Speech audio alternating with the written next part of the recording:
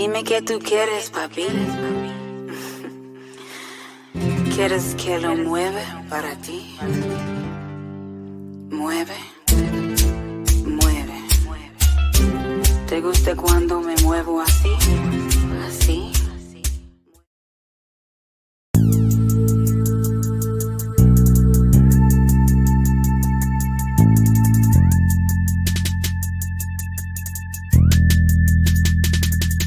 Thank you, God, for this day. We have lived everything in our life, our health, our family, the guidance you have given us, allow us guidance to the path of righteousness. Amen. Really, I'ma get that bitch. Revenge is a dish best served cold. She took my son, now my soul is cold. He took my daddy, now my soul is old. Yeah. Woke up.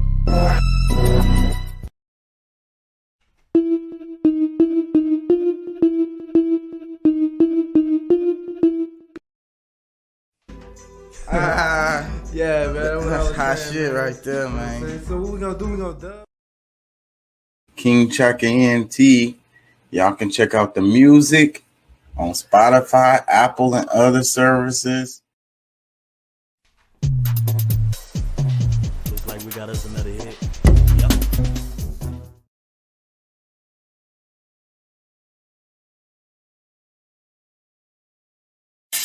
Yeah, this is what it is. It's what it is. All talent on trapping and rapping and moving muscle. If it ain't about the hustle, then I don't wanna tussle. All talent on trapping and rapping and moving muscle. If it ain't about the hustle, then I don't wanna tussle. All talent on trapping and rapping and moving muscle. If it ain't about the hustle, then I don't wanna tussle. All talent on trapping and rapping and moving muscle. If it ain't about the hustle, then I don't wanna tussle. I done played the block and it's time to stop. Pop the block, then drop the top. Button how to say fuck the cops. They keep it hot up on my block. Keep it not up in my pocket. You know the G and I can't be stopped. Flip the script with serving dip. Keep the heat on Silent Hill. You know when I know that pure water just so cold. Riding on boats, slamming wood dough. Sipping on drink, fucking these hoes. Riding on boats, push kilos. Me and my boys ball out of control. Got so much ice we can balance Super Bowl. Me, Lil G, I can't be hoe. Look at my mouth, see number gold. Fucking with a knife, we'll make you fold. Look at my room, see number polo. Step in the bed and in the studio. Over your nose, the smell of smoke. Over your mouth, and start to blow. Now you know we got that dope. Me and my boys ball out of control. We keyed up and G'd up. We should've lost straight speed up. We should've decided to pull my heat up. Lost things going big, I'm fucked up. Nigga, we keyed up and G'd up. Once you lost straight speed up. We should've decided to pull my heat up. Lost things going back, I'm fucked up. All talent on trapping and rapping and moving muscle. If it ain't about the hustle, then I don't wanna tussle. All talent on trapping and rapping and moving muscle. If it ain't about the hustle, then I don't wanna tussle. All talent on trapping and rapping and moving muscle. If it ain't about the hustle, then I don't wanna tussle. All talent on trapping and rapping and moving muscle. If it ain't about the hustle, then I don't wanna tussle. Hitting niggas in they fucking head with a crack. Bustin', I'm bustin' back with a gap that spits venom. You sitting black. And when the bottom of the knife and it's smack, Iblis, the cat's waxing him back. Cause he ain't suffered enough, hustled enough, scuffling cuff his hand to a cop, nothing discussed, cutting his nuts to his cock. Something to shock a spark out your heart when you stop jogging in the park. And you meet a nigga dog that fight ball, blood spilling on the sidewalk. Staying in the light is smart despite staying on course, of course, cause the smell of death escaping out of corpse is rough. Top half man and I be damned if they bottom half horse. Hush, lost souls rushing to touch the black hole, wishing to be dust gagging and fuss, cause the demon face leaking pus. All talent on trapping and rapping and moving muscle. If it ain't about the hustle, then I don't wanna tussle. All talent on trapping and rapping and moving muscle. If it ain't about the hustle, then I don't wanna tussle. All talent on trapping and rapping and moving muscle. If it ain't about the hustle, then I don't wanna tussle. All talent on trapping and rapping and moving muscle. If it ain't about the hustle, then I don't wanna tussle. Trapping and rapping ain't about the hustle. I don't wanna tussle. Out trapping and rapping ain't about the hustle. I don't wanna tussle. Out.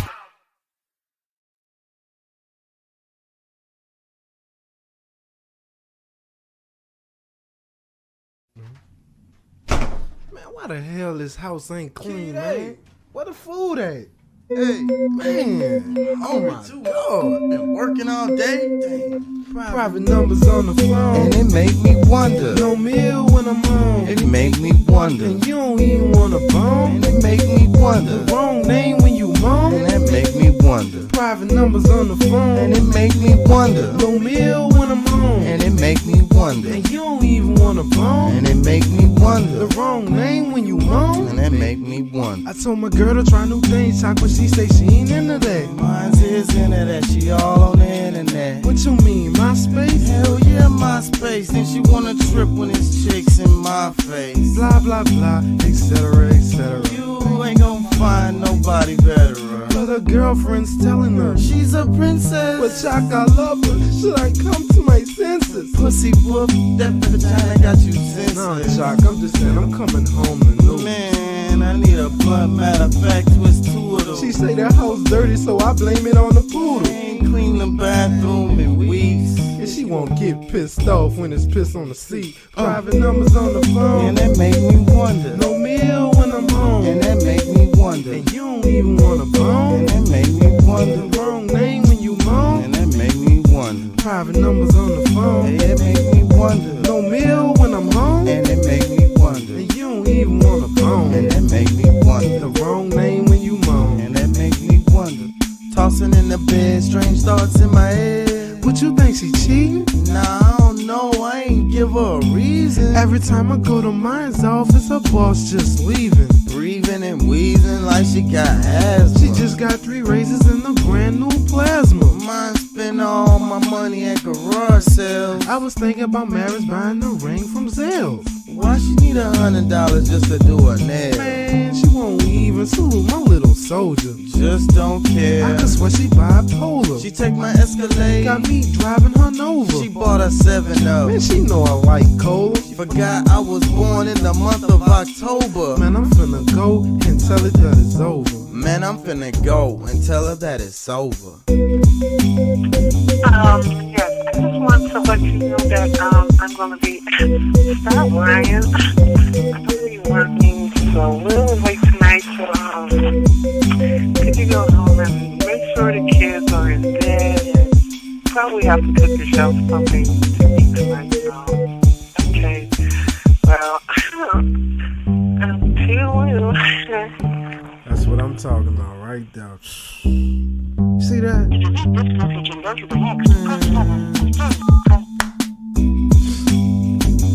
It's a wrap. We done.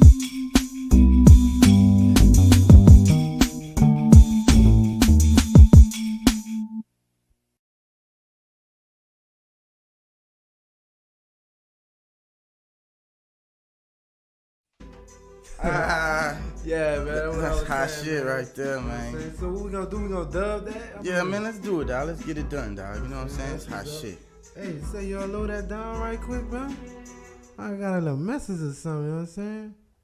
Hi, this is Dr. Nicole calling from Fort Plaza Hospital to inform you that Catrell Williams has died with multiple gunshot wounds to the head at 4:45 a.m. Man.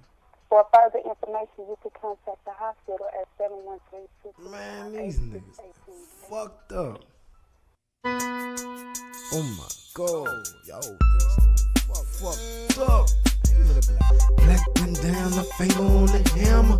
You won't see these apes go bananas. Ride with the heat, ride with the heat, ride with the heat, ride with the heat. Yeah, black bandana, fingers on the camera.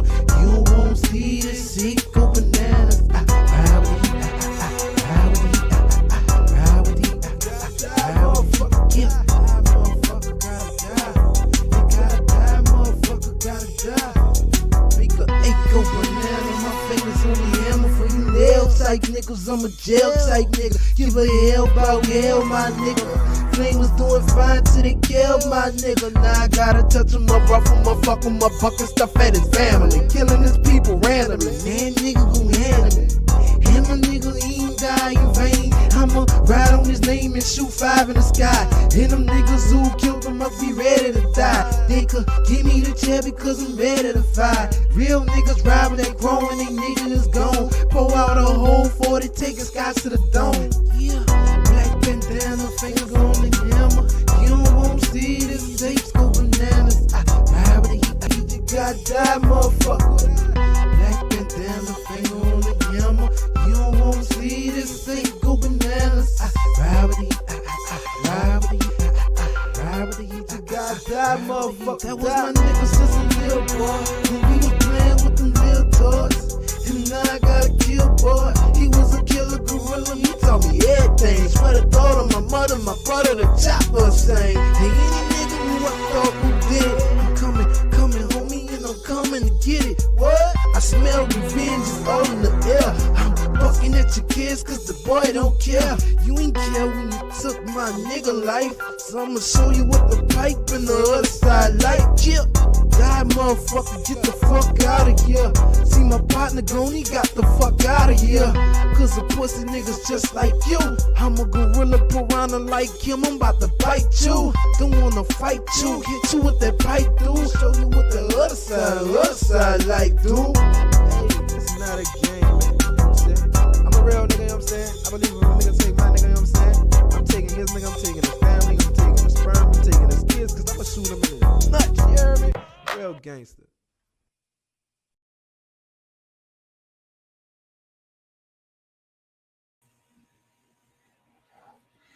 Hey, how y'all doing out there? How y'all feel?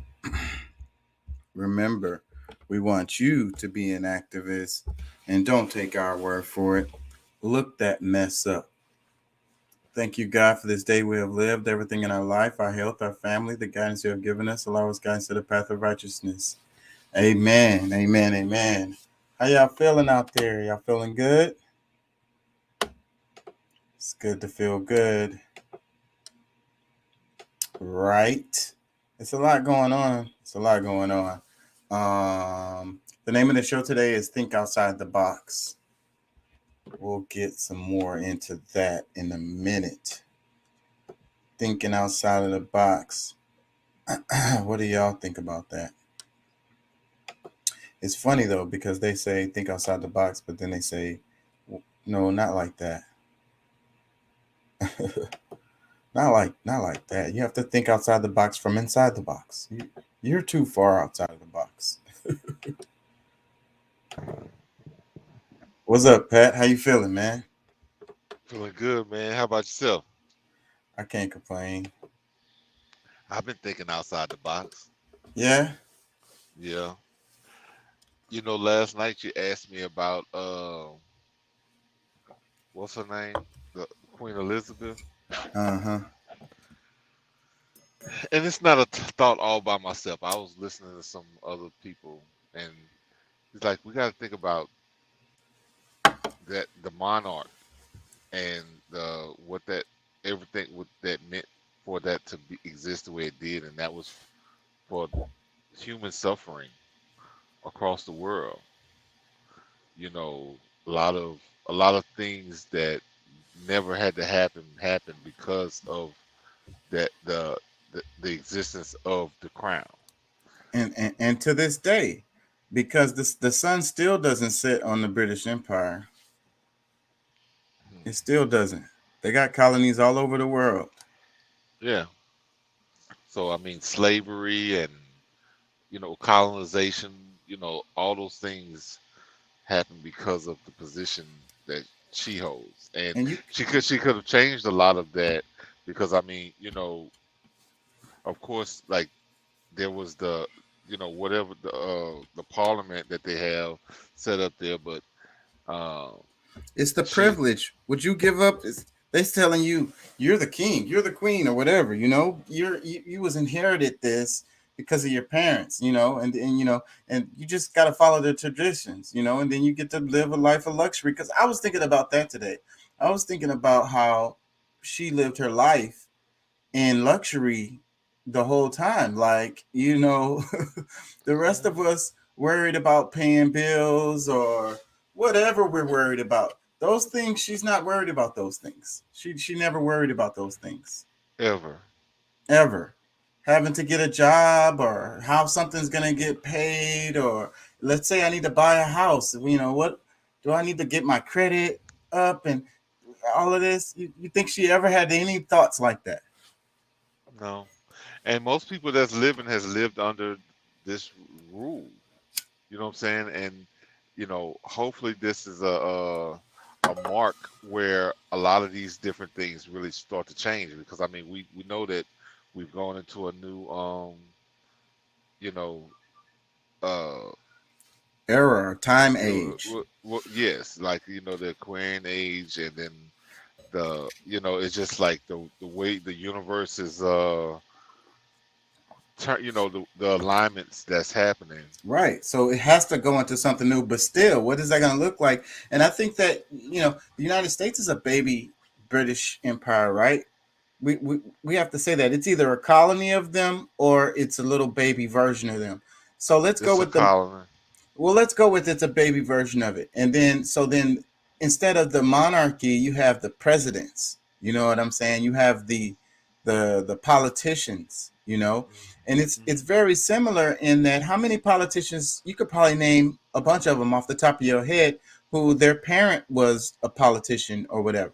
You know what I'm saying? A president or whatever, Well, a I high mean, ranking they said politician. that they're all directly linked to uh the to the crown. Like everybody that has been a president here in the United States is blood related to the queen. So this is what I think. I think that instead of the monarchy, they're just changing the name, and it's pretty much the same thing because it's passed down from parents to children. You know, they continue to hold the wealth and influence. It's the like the owner class. Hmm. Yeah. Well, and I mean, I guess really when you really think about it, because I mean, you really have to kind of, because the word disenfranchise, when you look at the disenfranchised people, the reason they call them that is because like when you look at all of the combined states that's supposed to be a franchise to the bigger business of, let's say, of Washington D.C., everything spurs out of it into a franchise business. And the disenfranchised, those that are not franchised with the company, with the business, like I don't know, maybe it doesn't hit, it's not hitting everybody else the same way it hit me, but just the way that the idea that because nobody, like when I grew up and said that you hear the word disenfranchised, you just didn't really pick it. I didn't pick it up. Maybe there's people that's way ahead of me on that idea. You know what I'm saying? Like, but for me, it's just like that said a whole lot of how and then the people who they disenfranchise, like it's the people that was original people to the land. Any foreigner that comes here can prosper, but those who that are original to the land are pretty much disenfranchised from the business. Hmm. And then I think about sports when you're talking about this, and for the other side of this. So the flip side is like enfranchisement, or like you're the franchise, kind of like a star basketball player or a star football player. You get what I'm saying? And this guy gets benefits and gets treated like royalty, gets treated like he's better than the rest of the citizens. You get what Gets I'm saying? bonuses, yeah, like the quarterback. I mean, like everybody loves the quarterback, and like I mean, they can't do no wrong. Like especially if you win them championships, and you know, you you know you bring in because you really bring in money to the franchise. But Right. that's still kind of a different look because I mean we bring money to the franchise. That's so, that's where the you But you know don't get no benefits of your it, labor, because in slavery, you had franchise players, I'm sure, on plantations. The plantation was the franchise, and you had star players there. But them they maybe got a few privileges more than others, but they didn't get compensated. yeah. So, but still, those privileges are like a form of compensation. So it's kind of like what I'm trying to say is it's like the same. It's the same. It's not very much different today. Yeah, it's really not. I mean, and that's one of the things because when you look across history, that's like if you have the able to really look, put all of the different factors in place, what was happening, like you can really kind of see that there's really not much difference. It's the You know, continuation of all that stuff. When I study history, that's what I see, and that's why it's so interesting to me, is because I see how similar it is to today. And a lot of the stuff, it really just haven't changed. And it's kind of like with slavery, because I saw this post today where they were talking about Tennessee, Mississippi, some other state was saying there's a ballot initiative to end slavery in their state, and they're talking about the prisons and stuff. oh So yeah, so really? involuntary labor. So damn it, I lost my point. What did you say before I said that? Freaking what was it? Damn it, I hate it when this happens.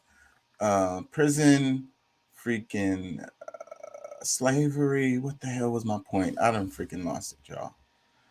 Yeah, I don't. I know the thought I was having was, you know, when you started saying what you were saying, the whole idea of like really the only thing that changed in like our Constitution is the use of slavery. eh, the word slavery just turned into employee or Yeah, slave.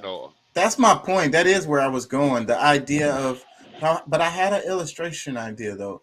But yeah, how things haven't changed, you know.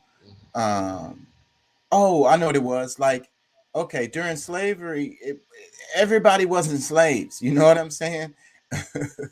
it's No, it funny. wasn't. It's funny how when you look back in history, the way they teach it to you, it makes it seems like all white people That was was slave masters and all mm, black people was slaves. Like even no matter what, that was not the case. Nowhere close. So well, I mean, when you really find the real history, and one of the reasons why, uh, th- like reparations won't happen is because everybody has like it. Well, not every person, but every people has been enslaved. It doesn't matter what your background is. At some point, your people was a slave, except for the ones who were at the top, and they did the enslavement, and it didn't matter the color because, like, the same time when black people was enslaved, white people was enslaved. As a matter of fact, here in America, the first people to be enslaved were white people. yeah, so what I'm saying is things haven't changed. So it's like today, the states But voting about slavery in the prisons. So it's kind of like a certain percentage, and we have a large percentage of people who are in prison, yeah, relative to our population and relative to the world in general. Like we have more than some countries in prison, and yeah. so a certain segment of society is still necessarily enslaved. You know what I'm saying? In the literal sense of the word, in the same sense of the word as in the past. You get what I'm saying? That's So that's my point of like it appearing to be different, but not.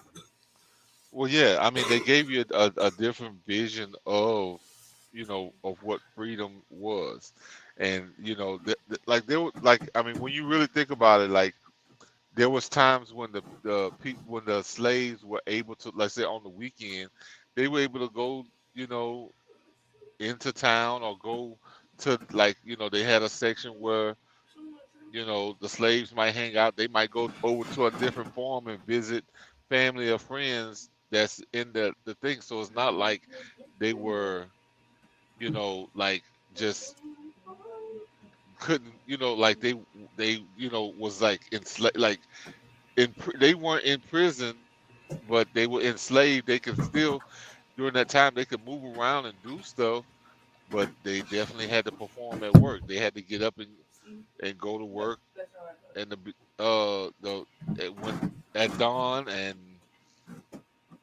work until whenever they say it's time to end work. But that's like, but that's the misconceptions I think a lot of people had about those times, is that, like, shoot, they were living like some of them even had families within the the plantation was mothers, children, and this, that, and the third. So like they were living like families. It's just that they,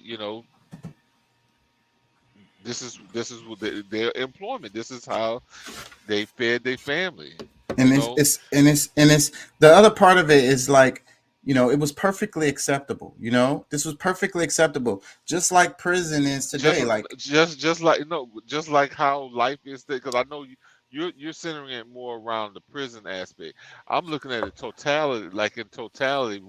Even outside of the prison aspect, just like it's accepted today to get up and go to work, you know, in the morning, or even if it's in the evening, depending on what kind of job you have. Just the fact that you getting up and you going to this place to work, it was a identical thing. Because I mean, let's just say yeah, because if you don't go to work, how you gonna be homeless, or you gonna be cold, freezing? You going not gonna have food? Like, you literally have to go. yeah, You have to go to work. You literally have to go. And in America, you have to go even if you're sick. You have to go. yeah, So I get it. I get it, the comparison. And then it's the debt slavery, because you're in debt. So that's the reason why you have to go to work, to pay off your debt that you are perpetually in, like sharecropping. yeah. Because I mean, and you gotta think it's probably even might be even worse, because I mean, you trying to back then it probably wasn't even trying to keep the lights on, or so they didn't have lights. Yeah. You know what I'm saying? Like it's mostly trying to feed yourself and your family, uh be able to keep your spot at the farm, or like to say, if you live on the plantation grounds, just getting up and performing good is what allowed you to have that home you live in, um Right. whether you built it or not. Right. Because you had people out there in the bush probably didn't have nothing, like, and was over there stealing off the plantation to get something to eat and shit. I was watching something earlier. It was like it was a Georgetown.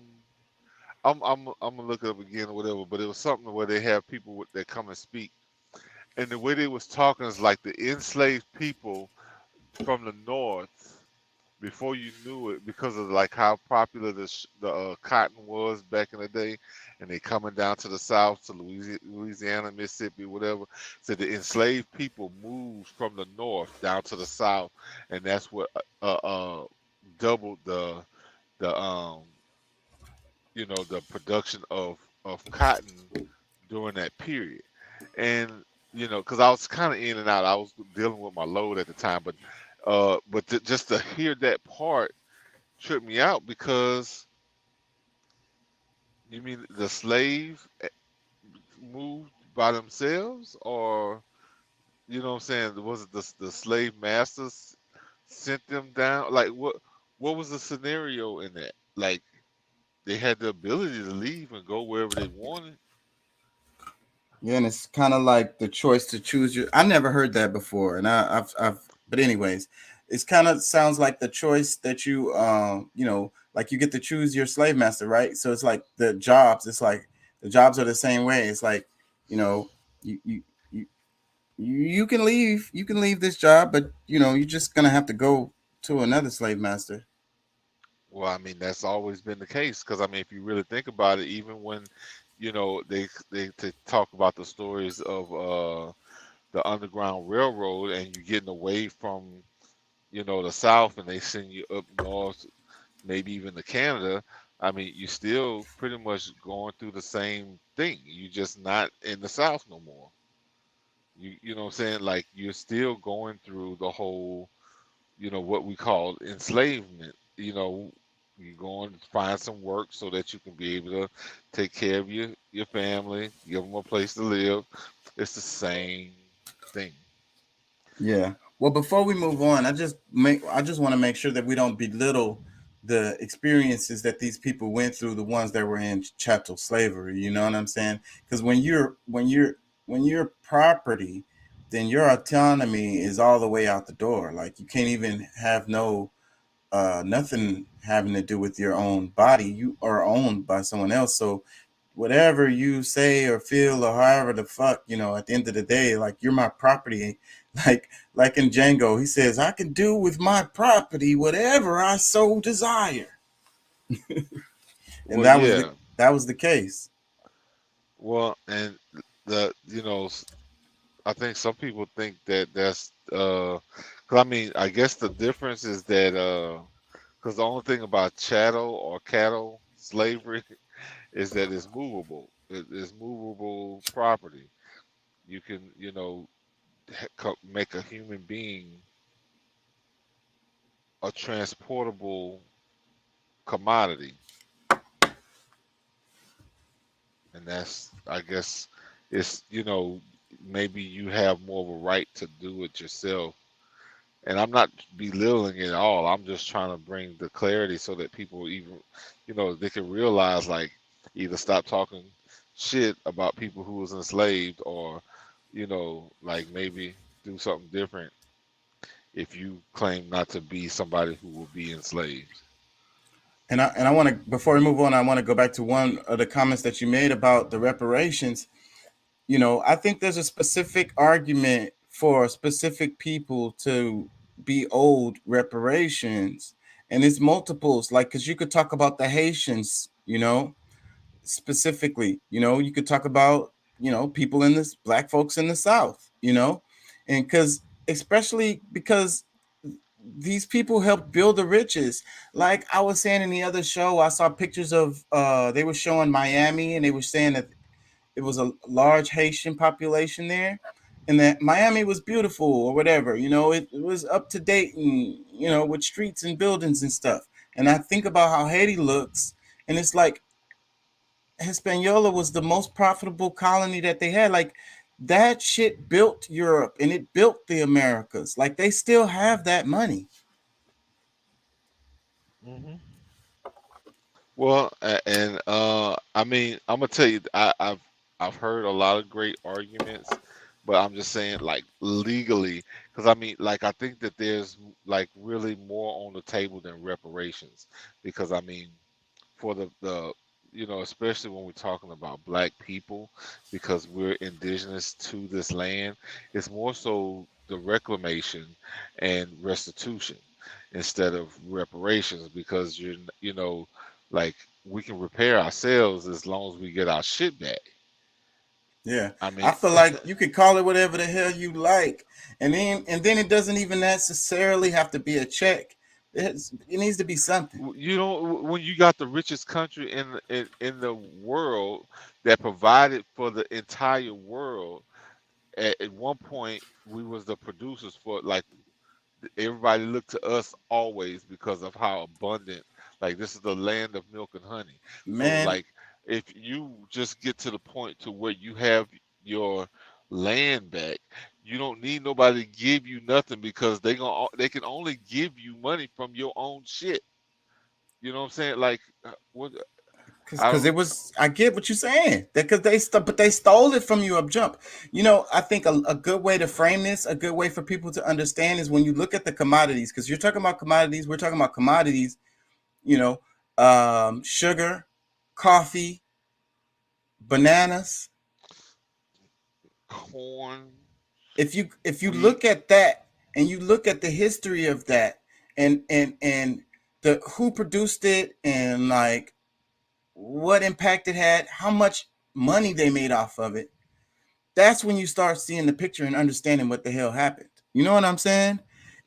This was a business from jump.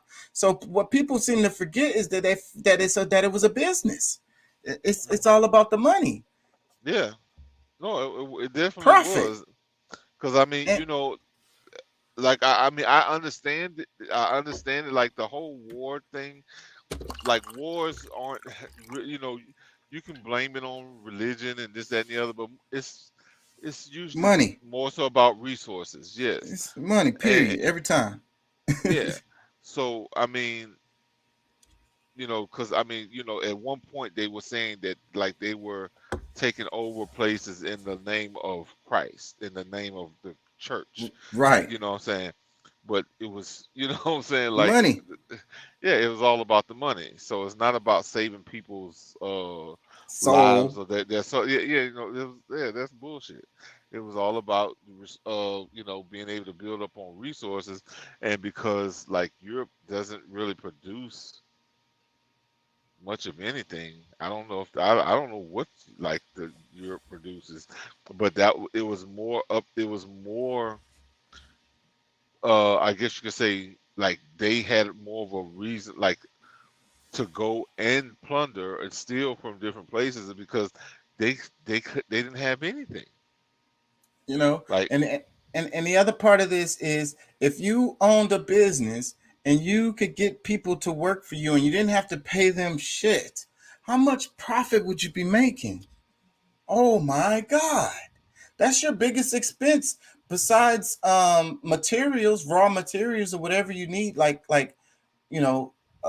a term for that. It's direct operating expense. Other than your direct operating expenses, your labor is your biggest freaking bill. So no labor means profit out the wazoo. oh man, y'all no they look they because I mean I guess to some extent they did get like people were getting compensated to some extent. And it was very little because I mean if you think like they did eat, they did have a place to live. So I mean That's the definition of minimum wage. Like, what's the least I can get them to keep them alive so they can keep coming to work tomorrow? Exactly. Exactly. And see, even during today, like for you to still, uh, like for them to argue over, like that's really slavery when they're talking about minimum wage, like because you're living below the, like no one can go like live on their own with a minimum wage job. Nope. You can't pay no bills off of that unless you got 2 of those or 3 of those minimum wage jobs. You probably need about at least 3. But then you don't have a life because like you working 8 hours at 3 different jobs. That's 24 hours a day. So I mean, even if you tried that, like you could do a 2 full-time jobs and 1 part-time, and you can still get at least like 3 or 4 hours. Yeah. Yeah. Shit. I mean, that ain't no life at all. I was like, what's the point in living? I like, I'm Yeah. spoiled. And What I'm so, saying? but you can't laugh at that because it's people out there, and that's what they're thinking. Why am I even here? Well, I mean, I always hope that because I mean, I'm not because of course, I mean, I was super young. Yeah, I had some, minimum wage job. Well, I was in high school, but however, hopefully this is inspires somebody to, do more. Because I mean, you don't get more unless because even if it's down to your thoughts, because I mean, everything is not based on your action, your movement, the sweat of your brow. Like some of these things really can change with your mindset, and that's where it changes first. But you will have to make some moves to to make it actually manifest. You know what I'm saying? Yeah. But let me play this video right here. This is a short clip of about the Queen. They did that by colonizing land. In 2022, Her Majesty Queen Elizabeth II became the first British monarch to celebrate a Platinum Jubilee. The celebrations took place over a 4-day bank holiday. Millions of Brits partook in street parties and people around the world joined in on the celebrations. But is celebrating the British monarch harmless fun, or does it normalize the monarchy's long history of colonialism? And is it a celebration of British imperialism? Here are 4 ways in which the British royal family has benefited from colonialism. They have historically benefited from the enslavement of human beings. In 1562, John Hawkins was the first Englishman to include African people in his cargo. He traded these people for ginger and sugar. On his next voyage in 1564, Queen Elizabeth I funded a vessel for his journey. The British East India Company was formed in 1600 to exploit trade with Southeast Asia. They did that by colonizing land and exploiting people through the transatlantic slave trade. The figure who signed the Royal Charter allowing this all to happen was also Elizabeth I. Between 1690 and 1807, an estimated 6 million Africans were transported from Africa to the Americas on British or Anglo-American ships. The royal family and the British Parliament protected the trade. After Elizabeth I's death, the Royal African Company was established in 1660 by the Duke of York. The company transported more than 187,000 slaves who were often branded DY for the Duke of York. It's difficult to say how much the royals benefited from slavery, but many say it funded the entire British treasury. And it's safe to say that much of the monarch's significance, power, and wealth stems from the enslavement of Africans. Lucy Worsley, the chief curator of Royal Historic Palaces, says that all royal palaces from the 17th century have an element of money which is derived from slavery, including Kensington Palace and Hampton Court. The royal family was built on a legacy of stolen land, goods, and atrocities. Queen Elizabeth II's largest diamond, the Kohinoor, was stolen from a 10-year-old prince in India along with his land in the 19th century. Damn. It was transferred to Queen Mary in 1911 and was handed down to the current queen. Both India and Pakistan have asked for the diamond's return, but it's still very much owned by the crown. In India, between the 1700s and mid-20th century, an estimated $45 trillion was stolen by the British under the vestiges of the crown. Famines which occurred as a result of Britain's non-intervention policy led to the death of more than 30 million Indians. In 1947, Lord Mountbatten, a royal and the Viceroy of India, decided he wanted to get Britain out of India quickly. The decision to carve up a country led to 15 million people being displaced and between 1 and 2 million people dying. Of course, this is just India. At its peak, Britain had colonized 25% of the world's surface. From the Mau Mau massacre in Kenya to concentration camps in South Africa, Britain, under the vestiges of the crown, has a long and bloody history of colonial atrocities, and the royals have historically been at the center of them. The prestige of the Commonwealth. The Commonwealth is an organization of 52 independent member states. What it actually is a collection of former British colonies and Rwanda and Mozambique. The Commonwealth originated after World War II, when much of India and Africa was becoming independent. The Commonwealth claims that it is an association of sovereign nations working towards shared goals of prosperity, democracy, and peace. But critics say that the association promotes neocolonialism through free trade agreements, which favor more developed economies. British companies own more than $1 trillion of Africa's key resources. The Queen is the head of the Commonwealth, and Charles has been appointed her successor, which allows the British monarchy to remain in a position of international privilege and go on tours of Commonwealth countries. But that's not all. In 2022, Her Majesty Queen Elizabeth II became the first British monarch to celebrate a Platinum Jubilee. The celebrations took place over... What do you think?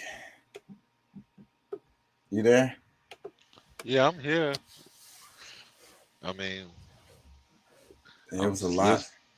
Yeah, it's a lot, man. I don't. They said trillions of dollars. They said maybe the whole British, damn it, the bank, whatever they said, the whole treasury could possibly have been like, that's money that they got doing what they did, They talked about India and how freaking just robbed them, literally, just took money, just literally just, yeah, this mine right here, yeah. Do something about it. They talked about the diamond. A lot of people are talking about that. It's pouncing around the internet because they're like, the countries are like, okay, the queen is dead. Can y'all give us the diamond back? Like, enough already. Yeah, but I mean, you just got to think about like all of the things that they took, like, because it's not just the land and the control of the people and this that, and the other. It's also like some of these countries, especially I know in Africa, like shoot, I know they got a bunch of stuff from here in America, but things that has been talked about is like some of the stuff that's in their museums that came from some of these African countries, the art, the different things like that. And they were stolen. It wasn't a gift. Yeah, it was stolen stuff. And then like, there's been African countries, it's like, okay, you know what, this belongs to my family. Like, okay, they have a good relationship now. Look, let me buy this thing back from you. And it's like, well, no, it's priceless. It's like, okay, well, give it back to me. You know what I'm saying? Like, because, okay, it's priceless. Great. give me back my family stuff. You know that the museums, a lot of those major museums, we was talking about that in our class, and it's literally like those museums will be empty, bro, because like most of that stuff is stolen stuff. In the main big huge museums, I don't want to say the names, that stuff is stolen stuff, bro. And Yeah, they can't just say this is mine. Like they know it was stolen. And it still happens with art and shit today because it's the black market where somebody stole it and then they sell it on the black market and then it shows up in the museum. It gets donated to the museum. Wait a minute. We don't give a damn how y'all got it. This whoever the fuck stole it, yeah, that's stolen property. That's my shit. yeah, Give me my shit. You can't yeah. just put my car. It's kind of like how it was in Black Panther, Yeah. or it's like, yeah, this is blah blah blah. It's like, oh, okay, and it's like, Nah, this my shit. It's mine. yeah, Yeah, man, that's crazy. That's crazy, crazy, crazy, crazy. What you got to go to war with them and fight them for them to give you your shit back? They the like, same way. Yeah, they saying you got to do me like I did you in order to get this. you gonna have to take this back. Yeah. So, but And then it's kind of like I wish, and it's kind of like with that tone, I wish a mother would. You know what I'm saying? right, and that's what's gonna happen. You try to break it to one of them museums, they coming in your coming, they coming for your ass. Even if you get away, they coming.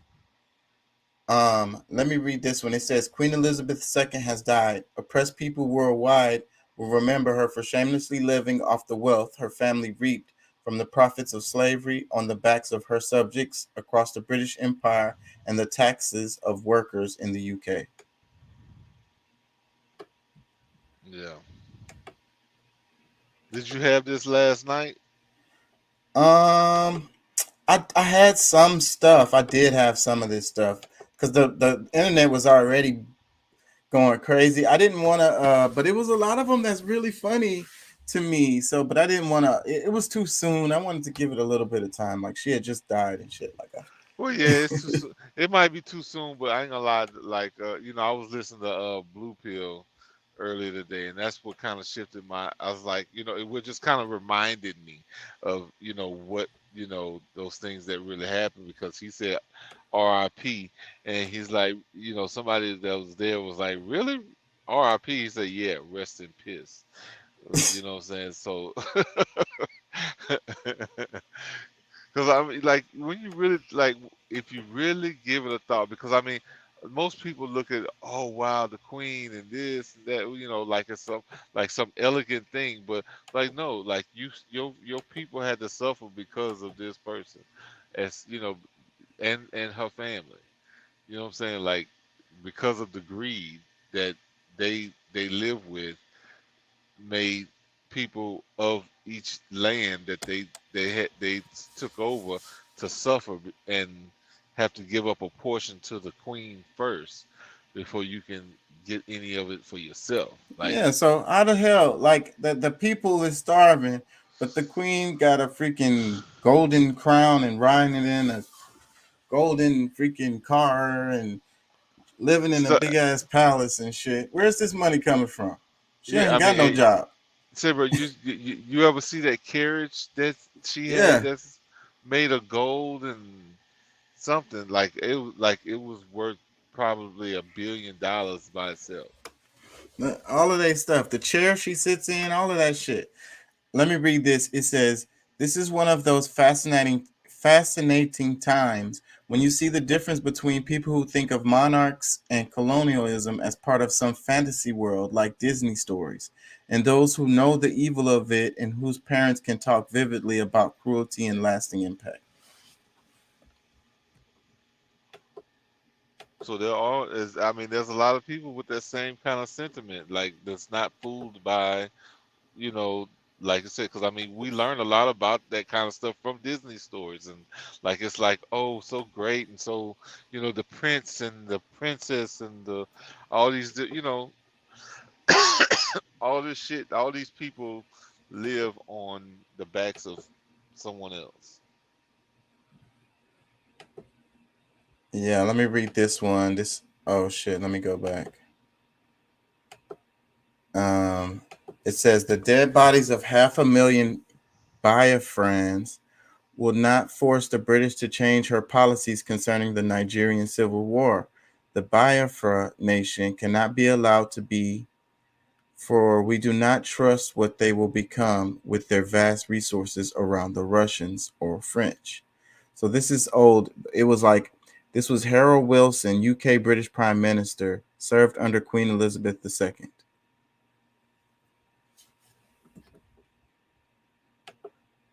And talking about the Queen, basically, because it's like she had to okay all of this stuff. I think I have another one on this. Or is that it on the Queen? I think that's it. I wanted to hear. Oh, let's just start at the beginning. Let me play this one.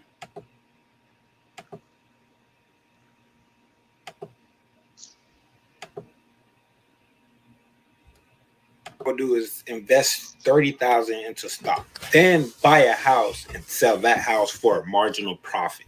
Then you want to invest in your Roth IRA. Where do I get all this money to invest? I can barely pay my rent. You don't have a dad? Damn. That's funny to me because it says rich white guy shares his keys to success. That's a black dude, right? Yeah, but he's saying, hypothetically, his from the point of view of rich white guy, that's what he's saying. And then, at the end, it's like, he's like, bro, I can't even pay my rent. Where am I get all this money to invest? Like, you ain't got no dad? It's like, because basically the rich white guy, he's like, this is how I did it. I mean, this is how everybody I know did it. Like, yeah, you can do it too. Like, but wait, I ain't got no dad to give me $10,000. Yeah, I don't have any boots to pull up. Like I'm barefoot. You know what I'm saying? They ain't like pulling my. You know how to say pull yourself up by your own bootstraps. Like, dude, I don't even have boots. What are you talking about? Yeah, and it's the hustle culture that we live under. That's crazy, how they all, you could just be rich, you could just do it. Everybody could do it. Anybody could do it. You're just lazy if you don't do it. You could just go be rich. You don't even have to know stuff. You don't even have to be smart. You ain't got to go to school, none of that. You could just go. You just got to grind. You got to grind. Put in that work. You got to do it. You got to do it. You can't go to sleep. You just got off your job and you just want to go to sleep. Then you're unmotivated. You supposed to. That's when you really supposed to kick in and go to work. You know what I mean? But it's like, it's crazy to me when I hear them talk, because it's like, well, then why are so many people struggling out here? If it's really that easy and all, they're all these, you telling me all these people are lazy? Yeah, I don't know, but I'm gonna tell you, because to me it seemed like, okay, if you're in a situation like that, like this is when family is really vital. Like, seeing how the Asians, come here, they do certain things with their fam, like the I'm gonna say Latinos, because whether it's Mexico or from South America, wherever they come from, like they work together and like become something where, like, a lot of families, that I've seen growing up, like they can't wait till they turn 17 or 18 so they can get out of the house and struggle just like, what I'm saying, just so they don't have to be listening to what somebody else has to say instead of focusing or if they get to live there, they're like, you got to pay bills. It's crazy. But it's a portion. I mean, that's fine. I mean, that's better, but that's still not cool. I mean, if you want to give your kid an opportunity to get going in life, then making them pay bills is, I don't agree with that. I don't agree with that. I know that they need to learn how to do it. You give them a little bill or something to pay so they can learn how to deal with it. But like making them go half on the light bill or the rent or something like that, I don't like that. I see a lot of families do that. I'd rather see them go half than to go whole on something, and they struggling, mama struggling. It's like, just stupid. everybody's struggling instead of everybody coming together and putting what they can to pay the bills and hey, let's come up with like actually come up with a plan. You know what I'm saying? Like that's the whole thing, so that everybody can end up better. Like that's and I agree with you. I'm just saying I wouldn't charge my kid none of that. yeah, but I mean, but you ain't doing bad. You Yeah. okay. You know what I'm saying? Like I'm talking about what like there's families like bro don't even make half of what you make. The mom and the whole like they whole ever since the kids' whole childhood they've been like struggling. Like some of them even using their kids' name to be able to have lights. Like bro, Yeah, I understand. I know the struggle. I know the struggle, but I think that within our culture, we got a problem with this particular topic because you can't. I work at the restaurant. I see folks they don't want to even share appetizer with their family. Like, why'd you even go out to eat with them? Like, you're gonna order an appetizer and you're just gonna eat it all to yourself. And you like, make sure you put that appetizer on my bill. Yeah, and I'm not paying for nothing else at this table. wow, So yeah. that's the personality and that's the mindset. So if you're thinking like that, then yeah, you finna go at this on your own and you finna struggle. Well, I mean, but I think people with that mindset deserves to be on their own. But I'm talking about for those who's like, all right, like this is really not like this is not the best situation, but I can see that we can make something out of this. All right, because shoot, I've seen like what they was in high school, like this girl, she was in high school living with her mama. She was working and she didn't have any kids yet. So I mean, shoot, they end up doing pretty good. So if they would have continued that instead of kind of like, oh well, because I mean, shit, her mama even let her smoke pot in the house. Like mama smoked pot, she smoked pot. They would, like they had a decent little thing going.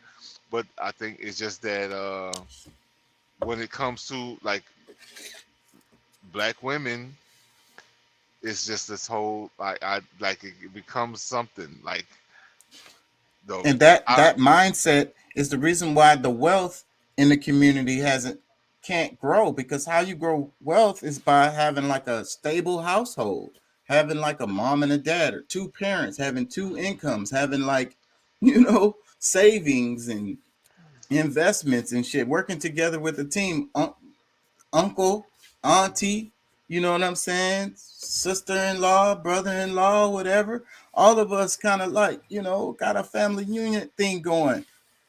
yeah. I mean, it should like it to me. It would be like a no brainer. You know what I'm saying? Like something's got to give. Like okay, look, this something's got to kick in where it's like, all right, you know what? This has not been favorable to us doing it this way. What what do we need to do? Like, what am I doing wrong? So I can change it and do some rights that'll, progress so that this generation, because you can change, like these two generations can change at one time. Like, And we so quick to get a divorce. We're so quick to split up and just start over. We're just like, fuck it. We're just gonna throw away 20 years of our life and just start over. Fuck it. yeah, um, that's true. Yep, that happens more often than you know. And well, of course, not that you don't know, but yeah, I mean that changes the whole dynamic of like if you had any real plans, like if you're married and you didn't have any plans, then something's wrong. Because I mean you had something to really get married for. You wanted to be able to buy a home, have children, you know, be able to retire certain kind of way or whatever, and All that's then out the window once you break up. Once y'all split up and go y'all ways. Now you gotta yeah. maybe one of y'all never really was. Man, let's not go On there board. anyways. Yeah. I mean, no, I mean, shit. I mean, that happens too. Like because I'm gonna tell you, like a lot of people live in fantasy land, thinking that the world just just unfolds, and I don't know if they think because of the person that they're with is the reason why things hadn't worked out right for them. Not usually, it's because of you. Yeah. What's the common You, denominator? That's what I say. Like people say, they everywhere I go, they mess up my order. It's like everywhere I go, my order just be wrong. yeah. Okay. If you tell me that story, I'm not gonna be like, oh, McDonald's I'm is not gonna feel. tripping Yeah, I'm and not feeling sorry for you at Whataburger all is because tripping. I'm yeah, thinking it's you. exactly. It has to be you. If everywhere you go you order wrong, I mean everybody is just imbeciles. The rest of the world is just dumb and they can't freaking get your order right everywhere you go. Okay, okay. Because it's really about the. I mean, because I'm heavy on the law of attraction. You're the one generating those actions around you. You know what I'm Without, saying? Like, without a doubt, yeah. without a So doubt, you're projecting it. You're creating this situation. So yeah, you need to figure out what you're doing and do something different and see what kind of results you get. Let's yeah, experiment a little bit. you know, yeah. it's like not so like it's like they mess up my order everywhere I go. So what? Now you just don't go nowhere because if I get bad service somewhere, really horrible service, like it seems like the people are thrown off. I don't go back. Yeah, well, no, I mean, so those people that's just like, all right, you know what? I ain't going to no other restaurant. I'm just gonna eat at home. Guess what? They start burning their own damn food at the house. Like, Because it's just your bad energy. Like, I mean, like that's one of the things. Like, just like you said, the common denominator. You really have to, question. Okay, you cannot look at anything outside of you because you are God. Every person is a God, and your guiding comes with your decisions making and your focus. You're a God in a body. So if you're not utilizing your godhood properly, then okay, you need to go back and figure out what moves you've been making and figure out where the changes need to happen because everything that can happen will happen as long as you know you get your mind right first. That's the main thing. But let me play this. And the 5% are usually the ones who are assassinated or shunned or discredited because they can see everything that's going on. And they would ruin it all for the 10%. So the reason why it's so easy to do that is because people are willing to be led. There's a philosophy that says 85% of the people on the planet are followers. 10% of the people on the planet are creators or leaders, and 5% of the people are observers. So when you got 85% of the people who are willing to follow, the 10% who are able to create something are going to capitalize off of that, and the 5% are usually the ones who are assassinated or shunned or discredited because they can see everything that's going on. And they would ruin it all for the 10%. So the reason why it's so easy to do that is because people are willing to be led. So yeah, the idea the 5%ers, I didn't understand that for a long time. It took me a long time to understand the 5%ers, even though I had been hearing it since like the 80s.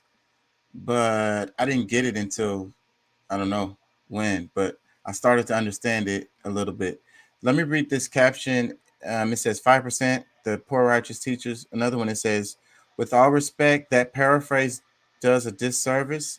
85% are deaf, dumb, and blind. 10% to those who know better but capitalize off the 85%. And the 5% are the poor righteous teachers. The thing is, by the time the population is ready to listen to them, they have been assassinated. What you think? I suppose. I mean, you think that the 10% that's all they try to do is use the 85%? Well, it's a philosophy. It's a way of looking at the world. It's a way of like understanding the world. Like, I mean, because I'm questioning myself because I guess I would kind of call myself falling somewhere in that percentile at some point, or because. But I don't know. But I would say, I mean, yeah, and then 5%. That seems like a big number of people to be like the teachers too. But the poor righteous teachers, and it seems like the way the philosophy goes, those ones end up not having money because they're chasing knowledge the whole time, so they don't have they tend to not have money. That's part of the philosophy. So then it's like the 10% are the ones that have money because they choose to take advantage of the fact that people are so easily manipulated. And they take, that's the way it, that's how it goes. Yeah. So the 10% is also like pretty much the top 1% of people is included in that. Probably. Right. Yeah, they probably wouldn't fall in that 5%. No. Because they ain't teaching nobody shit. They want to keep all of the info that they do have to themselves. Yeah, so that's interesting stuff. The stuff about the 5%ers, if y'all don't know about that stuff, look that stuff up. Let me play this right here. It's like 1 minute. Ellos, mis abuelos, hacían ceremonia. Compraba becerros. They bought sheep, they bought deer. Le hacían la ceremonia They a made la a lluvia. ceremony for the rain. Toda la noche cantaba. All night they sang, all night until sunrise. Then they gave food to the rain. Pero But ahorita como que ya now it se seems está all this is perdiendo ese getting toque. lost. Está perdiendo ese It's all being lost. Por eso a veces That's ya why no quiere sometimes llover it porque doesn't es want que to tiene rain hambre. because it is Ya no hungry. quiere llover a veces. Sometimes it doesn't want to rain. Sí. Antes Yes, hacía before it was así. done like this. Lo demás Those who lived que before, vivía antes, así hacía. this is how they did Y it. yo me acuerdo, And I remember todos nos arrimábamos. we all came Todos together, everyone. nos arrimábamos We todos all cuando gathered hacía when la they did the ceremonia de la ceremony lluvia. for the rain. Sí. Yes. Y se acabó My mi father papá, and se mother acabó mi died, mamá. Pero but I won't yo leave no my dejo mi tradition whilst I'm tradición alive. mientras que vivo. Ahí voy. We keep going, we Enseñando a continue. mis Teach the grandsons and granddaughters nietos, mis nietas, mi familia and my todavía que family vive that a is still living. Ahí estamos Here we are, luchando striving para vivir bien. to live Para well que no so nothing happens to us. Siempre, todo el día, prendido abuelito fuego. Keep the fire burning. Diario está prendido abuelito fuego. Y le damos chocolate, le damos unas galletitas. We give it chocolate, we give it cookies, we give it food. Porque es persona Because it's a también. person as well. What do you think about that? Kind of sounds like what we were saying, like with like you trying to come together as a family. You know what I'm saying? Like that's how you benefit. You're passing on these. Like there's different things that would have happened a long time ago that just doesn't happen anymore. And I think that's what this is kind of going to, where it's like togetherness and bringing even if your resources is your muscle, your at least y'all doing that together, and life is not so hard, but it's a ceremony. And then you do the rain dance, Mm-hmm. Yeah. Whatever the ritual is, I'm sure you like take off your shoes and you get grounded. You're all in the dirt, you dance. It's all about the vibrations, right? It's all about the sentiments, the intentions, right? So then it's gonna cause good feelings for anybody that's involved in this. After it's over, you're gonna feel good. So that's really what it's about. Yeah. Right. And like you said, the togetherness, coming together. And the other part of that I feel is like respecting nature. like she said, it's a person. You know, it's alive. Well, and I think that's the main thing. Like, cause like I said, I'm sure that there were, people and families had issues before, but like the more that they counted on each other, they didn't look at the other one as invaluable. Like they saw like when they're, you know, working in the fields together, growing food, and they see what kind of benefit they help bring to them. They don't disqualify them, just like, or just it devalue them because you don't need them to supply your lifestyle. You know what I'm saying? Like I've seen families throw each other away so quick just because, okay, yeah, they can live on their own without the help of others. And it's just like, it's just insane, really. You know what I'm saying? I'm very proud of my family. Of course, we do have some, family issues or whatever, but for the most part, we come together, and no matter who, and there's some rich people, there's some middle class, there's some poor, all within my family, and it's like none of that really changes anything for anybody, because I mean, anybody needs anything, we all usually we always come together and help whoever is in need. But Yeah, that's what's I supposed think to that be. yeah, but that's what I'm saying. Like, but I think that's what's lost in a lot of families. It's just that you know because one person have figured out they can go and live on their own, and they don't need each other, or like they angry about something that happened in the past, and now they just like, this person has no value to me. It's just crazy. Facebook user says she a grandma. Yeah, mi abuela. It's mi abuela. Elliot says peace to the guys. I'm tapping in. Peace, God. Peace, peace. I'm glad you came because I wanted to because you asked me how much it costs for the show, and I don't know, I was just thinking about it. I was like, I don't know if I gave a good answer, man. And uh I started doing this on my phones, in a ring light. So the only thing I bought was one of those like phone stands with the light on it.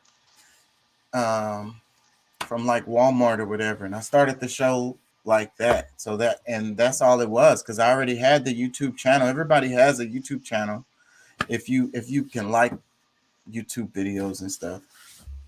So yeah, I just did it on my phone and started posting videos to YouTube. That's how I started. So but as time went on, like the phone, it sucks with editing, it sucks with the memory. It had really good picture quality, I ain't gonna lie. I think it was better than my computer. So, but eventually I moved on to the computer, and then I didn't like the sound on the computer, so I had to get a mic. I didn't like the camera on the computer, so I had to get a camera. And then, and I had to buy the green screen, the lights, and I talked about this, the subscription that I pay for, and the software. So, but I think it's however much you want to spend. If you really want to do a show, just do it. Just start doing it and then see what happens. Because really, for the longest, I had been wanting to do a podcast show, and I was just trying to figure out how I wanted to do it, and I was trying to get it all together or whatever. But then one day I was like, man, I need to just do it, and I just jumped out there, and that's what I did, and fucking here we are. He said the great work is not free. Yeah, man. Shit. But like Pat will tell you, if you own your own business, you gotta take some L's, especially at the beginning.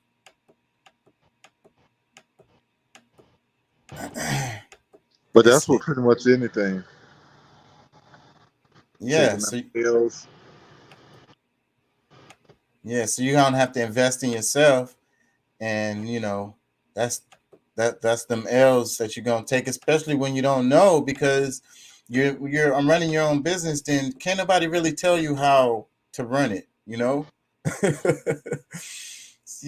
So then you just you trial and error, and you learn as you go, and Well, he's trying to get he's trying to get a mentor now. I guess so. That's another part of it, right? I need a mentor. Freaking, they turned off the gas to freaking Germany. Let me see. Is this the one? I don't know if this is the They clip. did that last week, didn't they? Yeah. Yeah, I think this is the clip. Let me play Moscow this. are lifted. Now, there are a lot of ins and outs here. Wait, what'd you say? Russia said indefinitely. Yeah, indefinitely. Yeah. I think this explains it. I'm not sure because I don't remember watching this.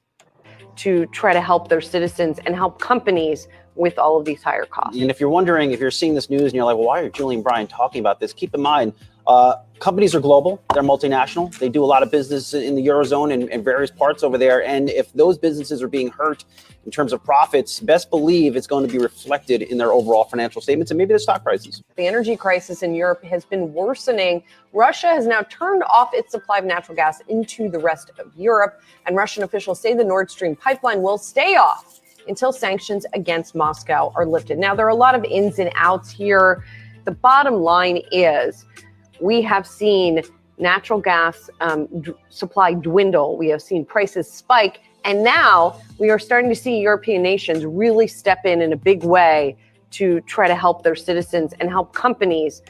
Try to help their citizens, my fucking ass. If they really gave a fuck, then they would just lift the sanctions. These people finna freeze this winter, bro. These people, some people are gonna die. Well, no, that's the whole plan. I mean, if you got common sense, you know, just like what you were just saying. Like, if they really gave a damn, they would lift the sanctions. So those are words that just came out of your mouth. So to some extent, you really know. I mean, you may not want to look at it the way that I'm looking at it, but like this is like purposely done. So it's another squeeze. It's another part of the squeeze, right? Because we've been suffering too over here in the States, and they keep on saying the inflation is a result of the Ukraine war. Come on, man. Say, bro.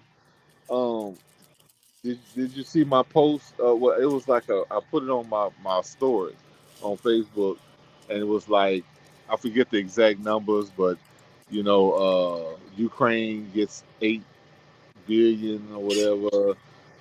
Israel gets 3.3 trillion. Somebody got another number, and then Mississippi gets don't drink the water. Yeah. Yeah.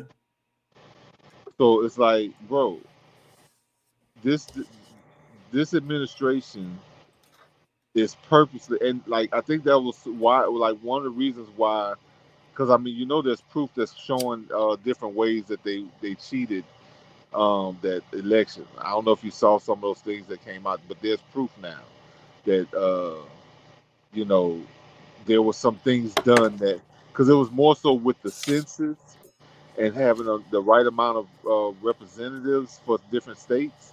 It wasn't, you know, like the way that they mess with the numbers and, you know, other ways.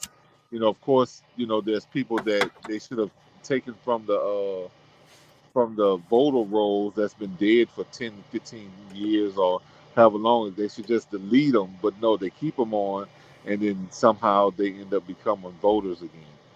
But either way, it's like they forced themselves to be in here so that they could do what they're doing right now. Yeah.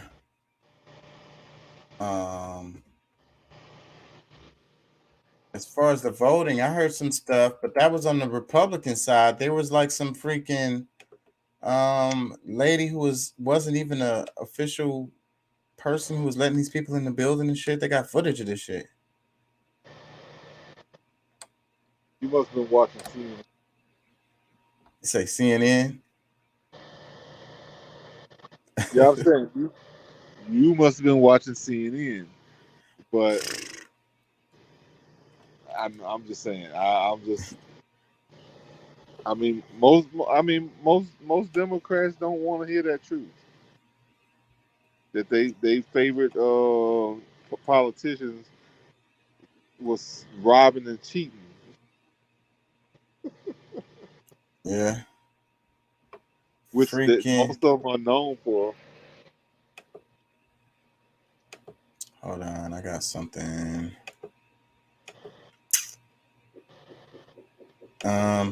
This one right here is a Malcolm X quote. It says, "You have to be careful." Hold on, let me go back.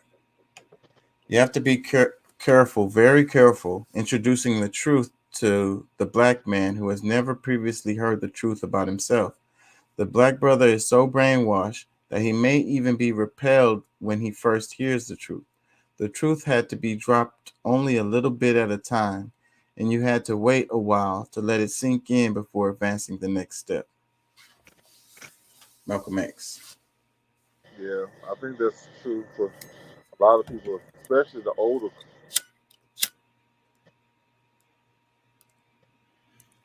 You breaking up? Yeah, my headset died. I have a few minutes before it charge back up. But like, I think the truth is like a lot of the stuff is more acceptable these days. But when you really look at like, especially like the baby boomer class, a lot of them, like it's hard for them to accept, and it's just like, almost angry that saying like you're wasting your time trying, doing all this reading and learning shit. You know what I'm saying? Like, if it ain't about getting the money or this, that, and the other, then it's like pretty much a waste of time. I'm like, okay, some of us make money off of this knowledge, and not like selling it, but like just the use of it, but either way, I mean, I think that what Malcolm said is very true, and I'm sure the times in which he came up dealing with people then, like, it was very hard for them to believe the the real facts of what happened. I think it's like that today, and maybe worse. Elliot says, "No cap. What about Queen Elizabeth?" We talked about her earlier, pretty much the first half of the show.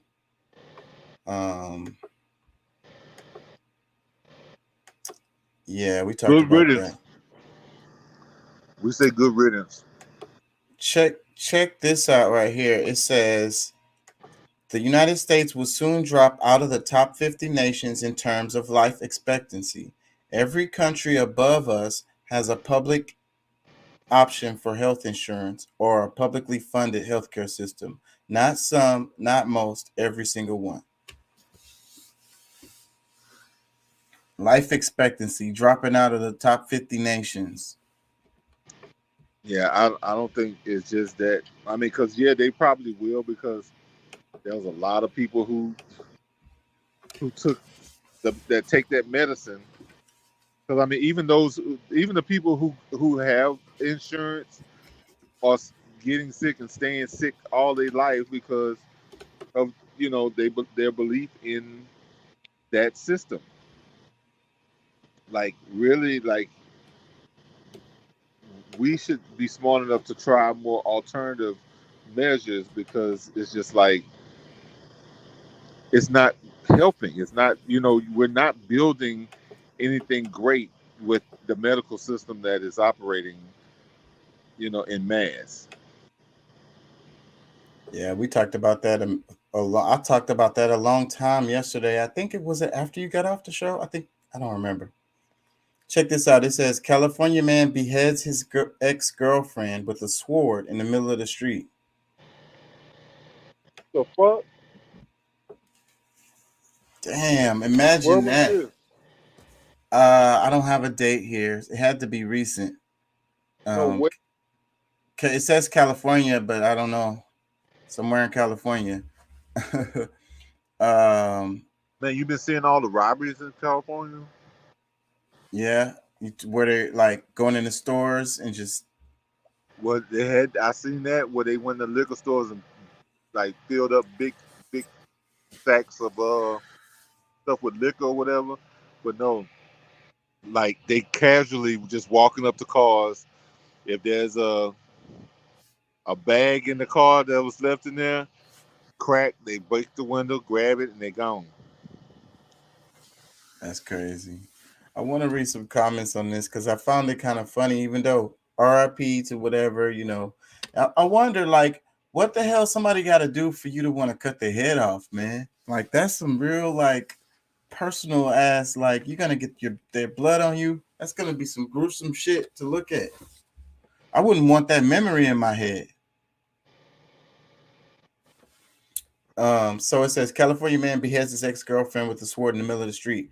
The comments, it says, this is Vlad TV posted this, so it's just a headline. Comments, it says, and they say chivalry is dead. Another comment, it says, some real life Game of Thrones shit the North remembers. Another one, another one, it says, who the F owns a sword?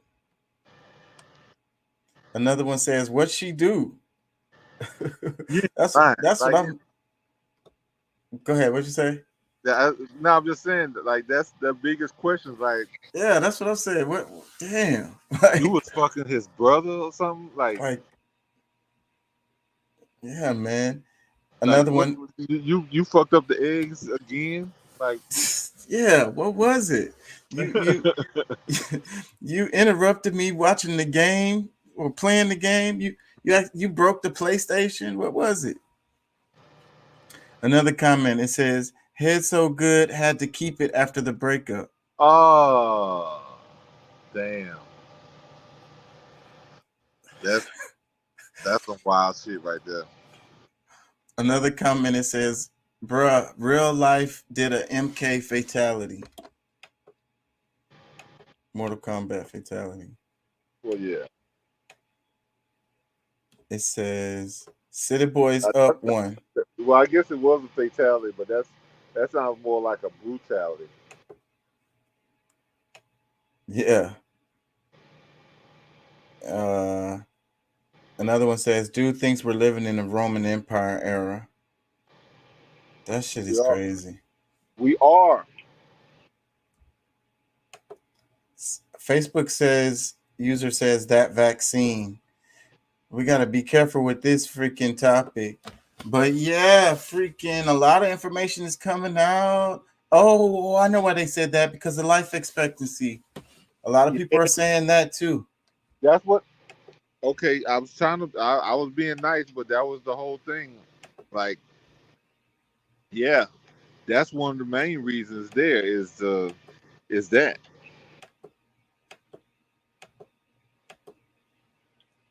Yeah, that's kind of scary right there. But I think, you know, desperation. I think that is just a fraction. I think it's more. Desperation, you know, depression, stress, freaking the hamster wheel. You know, I'm talking about other factors that's causing people to, you know, pass away before their time. The damn opiate epidemic. You know, people are already freaking depressed and sad. Freaking those pills make you feel real good. You know? I guess. I mean, that's some of the stuff that's going on, but I mean, those are some of the factors that's been happening for a long time. So yeah, you know, we can definitely add that to it, but we just talking about all of a sudden dropping 50 spaces. Is that, you know what I'm saying? You just dropped 50 spaces for stuff that's already been happening for the last 50 years?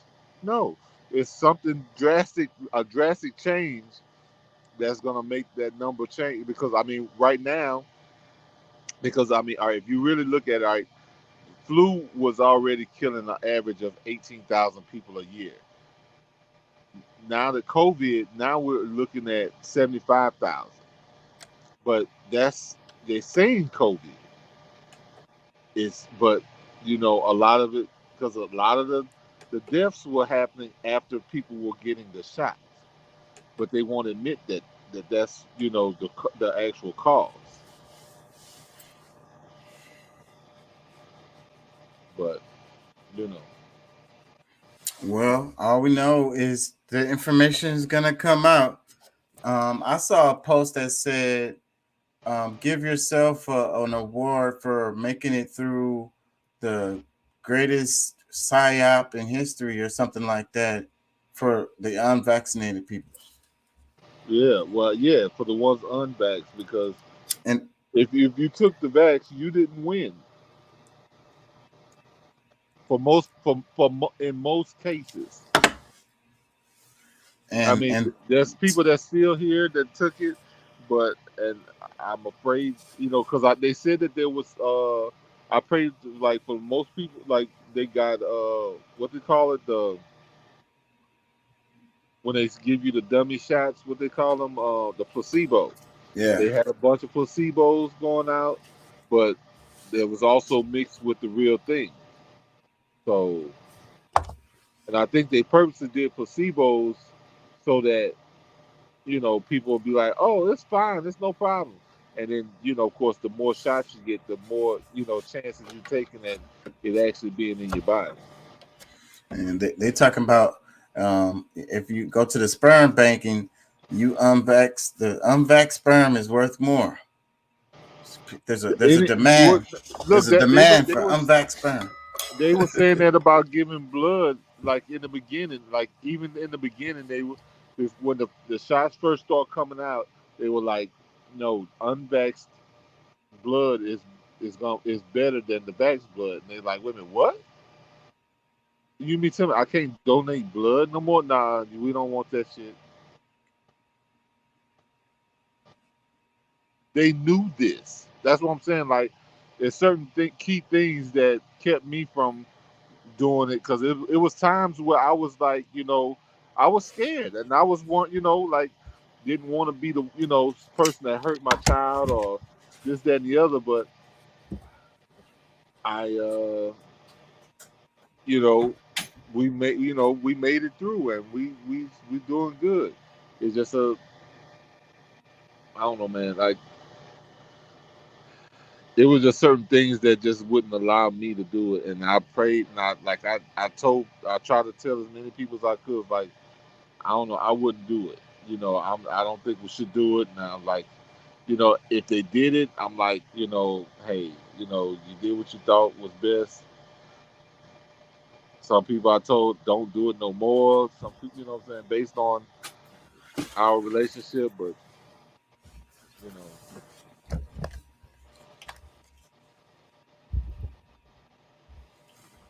they tried to do the same thing exactly 100 years ago. Curtis, let me read the comments. Curtis say, "What's up?" And Elliot says, "Pat, the ancestors had your back." Amen. Amen. And I kind of want to move on from this topic, because we're going to end up saying the wrong thing, and the damn YouTube gods are going to delete my whole channel. Well, I mean, and I'm gonna tell you, a lot of the things have cleared up, because now you can speak on it more, because they're letting a lot of the stuff come out because of the stuff worldwide. Like I said, a lot of the stuff I'm hearing, like, of course you can go online. I mean, you can easily go to Pfizer, Moderna, CDC, and they are telling you the facts. So, like, anything that they're putting up there, they can't get mad at you because you're saying it. Yeah. Yeah, just got to be careful. Yeah. But nah, this is you, bro. Where you want to go?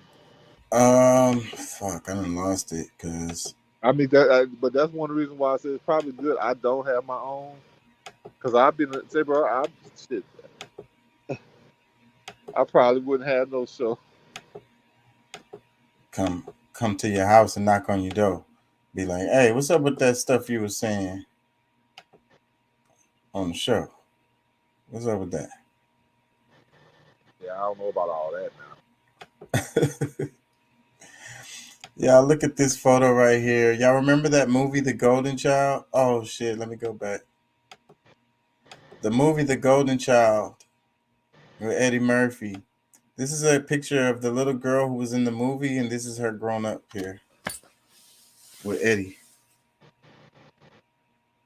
Oh, The that's golden, girl. the golden child. 33 years later, that movie really touched me, man. I was really touched by that movie, man. My dear sweet brother Numpsy. No, shit. Freaking, it really did something to me, man. The way he was following that bird, that part, the part where like she had passed away, but then they was like, as long as the sun still touch her body, you can bring her back. You know, that's some shit. And it's like the parts where he had to make it through the maze, and then he figured out the riddle that he just had to drink the water. Yeah. What was it? I am the. What was this shit? Damn. Y'all remember that movie? How did it make y'all feel? I remember. Yeah, hell yeah, I remember that movie. I remember I was a kid when I first saw it, but it was I want the night. You know. Yeah, man. I was a kid too. The movie was good, man. It was really good. And it struck me. It had that, and then the monster at the end, like he had to fight this thing, man. He had this special sword that he had to use to slay. It was like slaying a dragon. The movie was so cool. Yeah. The part where the little one, they was trying to make him eat stuff with blood in it and shit, and he was just eating this plant. It kind of looked like a marijuana leaves to me, and he was just eating these leaves and basically fasting and meditating and surviving off of that. And they know he's got to eat. He's like he's hungry. They're trying to put blood in his food and shit to like take away his power and shit. That shit crazy, man. It makes me think about The Shining, because in The Shining, the boy, he had magical powers. He had powers or whatever. And it was like the demons wanted him for that because they wanted to be able to use his power. Yeah, they were trying to take away his purity, his you know, like I don't know what kind of blood it was. It was some evil person's blood, but it was mainly trying to steal his purity. Yeah. So then they could, because that was his defense, and they couldn't touch him, they couldn't attack him, they couldn't hurt him in any way. So, but if they could get him to eat that blood, something untainted and unclean, then they could attack him. You remember they made like some little piece of paper dance. Yeah. It was a can. It was like a soda can that he did. Yeah, can. Yeah, that's what it was.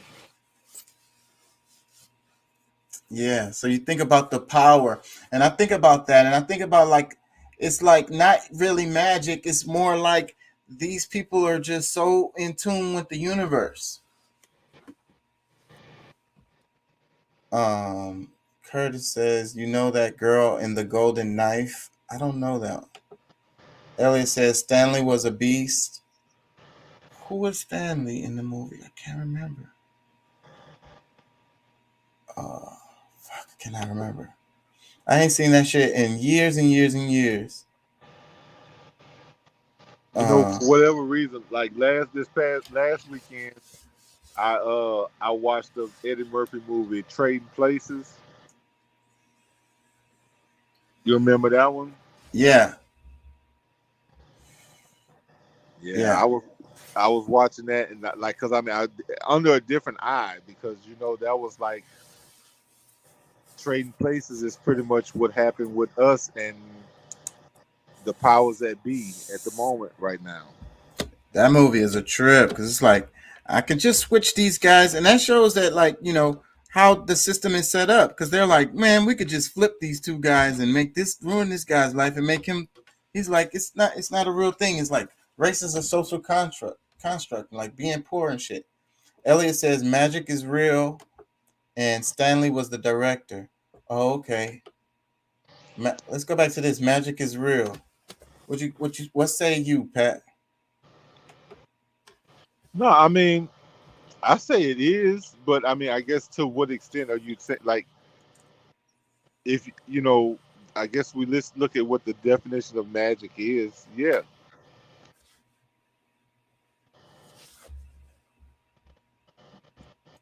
Yeah, we talked about it a lot when we talked about the witches and stuff.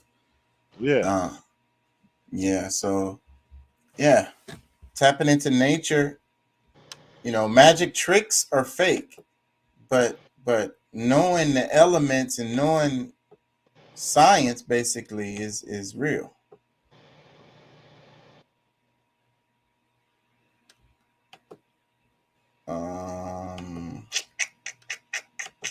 I have a video I want to play, but I don't want to lose y'all. Queen Elizabeth. Everybody wants to keep talking about that. It's only so much you can talk about the evil. Check this out right here. Oh shit. Houston homicides year to date. 182 in 2019, 235 in 2020, 318 in 2021, and 309 in 2022. So, but basically these are low numbers for homicides. So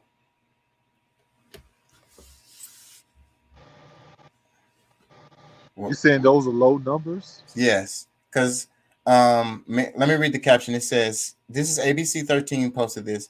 Mayor Sylvester Turner claps back with statistics after a pastor claims Houston is one of, if not the most dangerous cities in America at a sermon.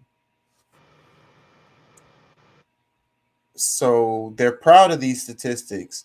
Basically, but the way, of course, us looking at it, like one homicide is too many, right? And this is Houston. So 309 people, that could have been somebody I knew or somebody that was at the grocery store with or something. Somebody I went to the rodeo, rode the ride with. So let me read some comments. It says, so sad that Houston is proud of these statistics. Yeah. Really Another comment, it says, ain't no way it's going down. Crime is crazy in Houston. Another comment, it's not a clapback.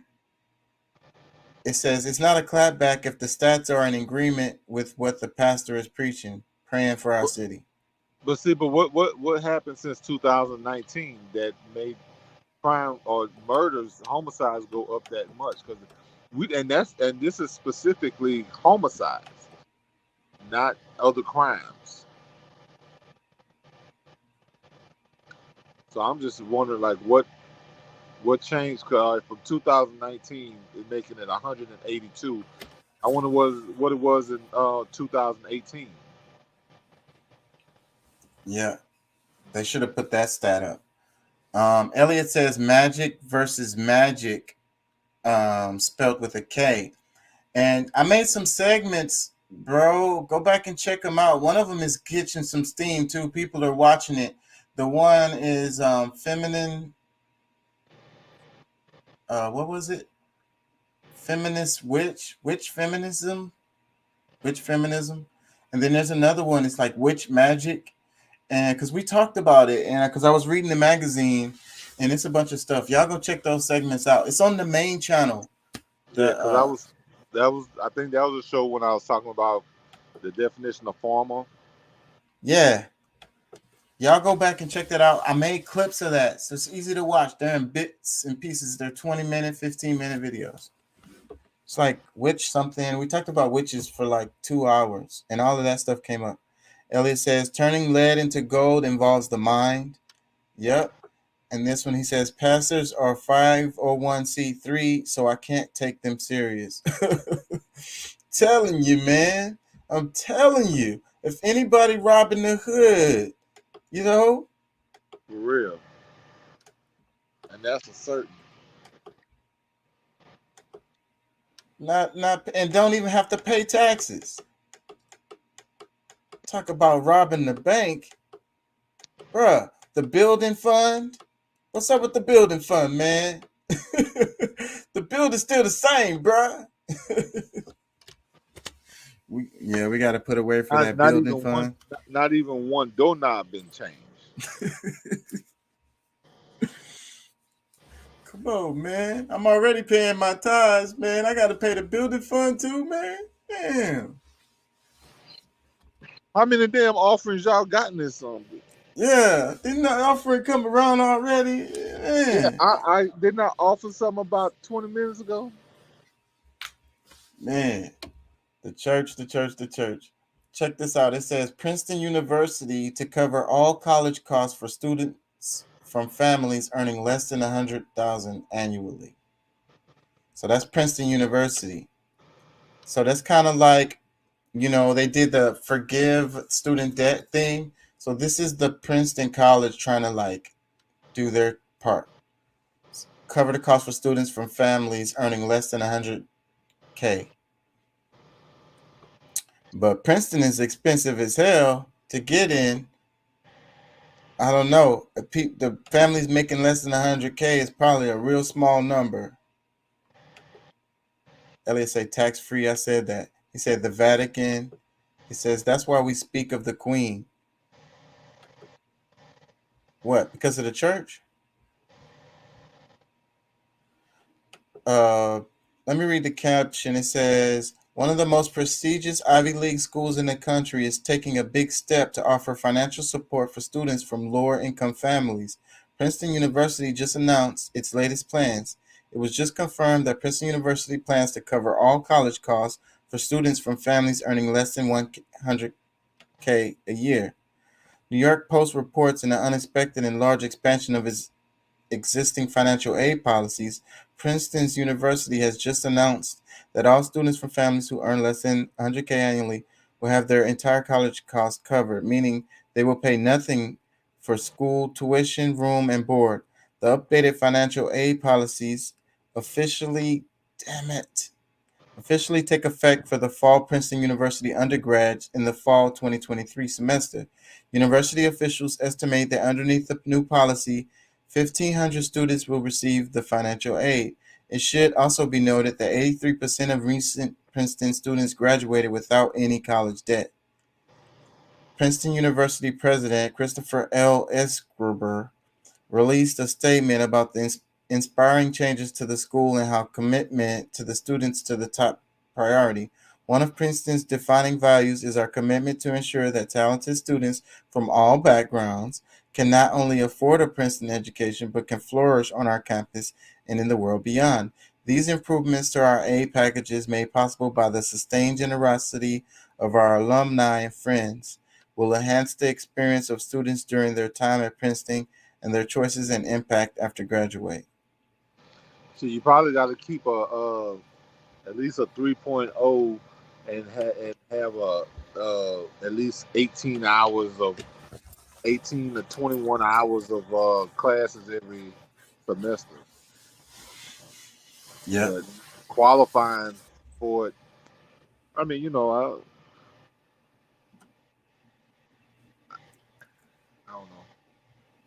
Facebook, it's the same qualifications as usual. Probably. I say it's a good thing on its face. It's a good thing on its face, but who knows? Facebook user says that's the open carry law. No permit needed to pack a gun in Houston. Yeah, I wonder how that's affecting homicides right now. Oh no, that saves lives. Okay. Like I think some people twist it and look at it differently because they talking about Houston. Now I don't know, who's running Houston, but I mean we talking about like nobody really wants to talk about Detroit or the Indiana, Illinois, Chicago and Gary and all these different places, but a lot of them, some of these places that like your chances are higher of getting picked off if the criminal believes you don't have a way of protecting yourself. So I think they need to look at a different way of trying to say that just because everybody got guns is the reason why there's more murder. No, it's something else. It's like people starving, people, what I'm saying, like it's not like that. I don't see that. They need a better argument than that.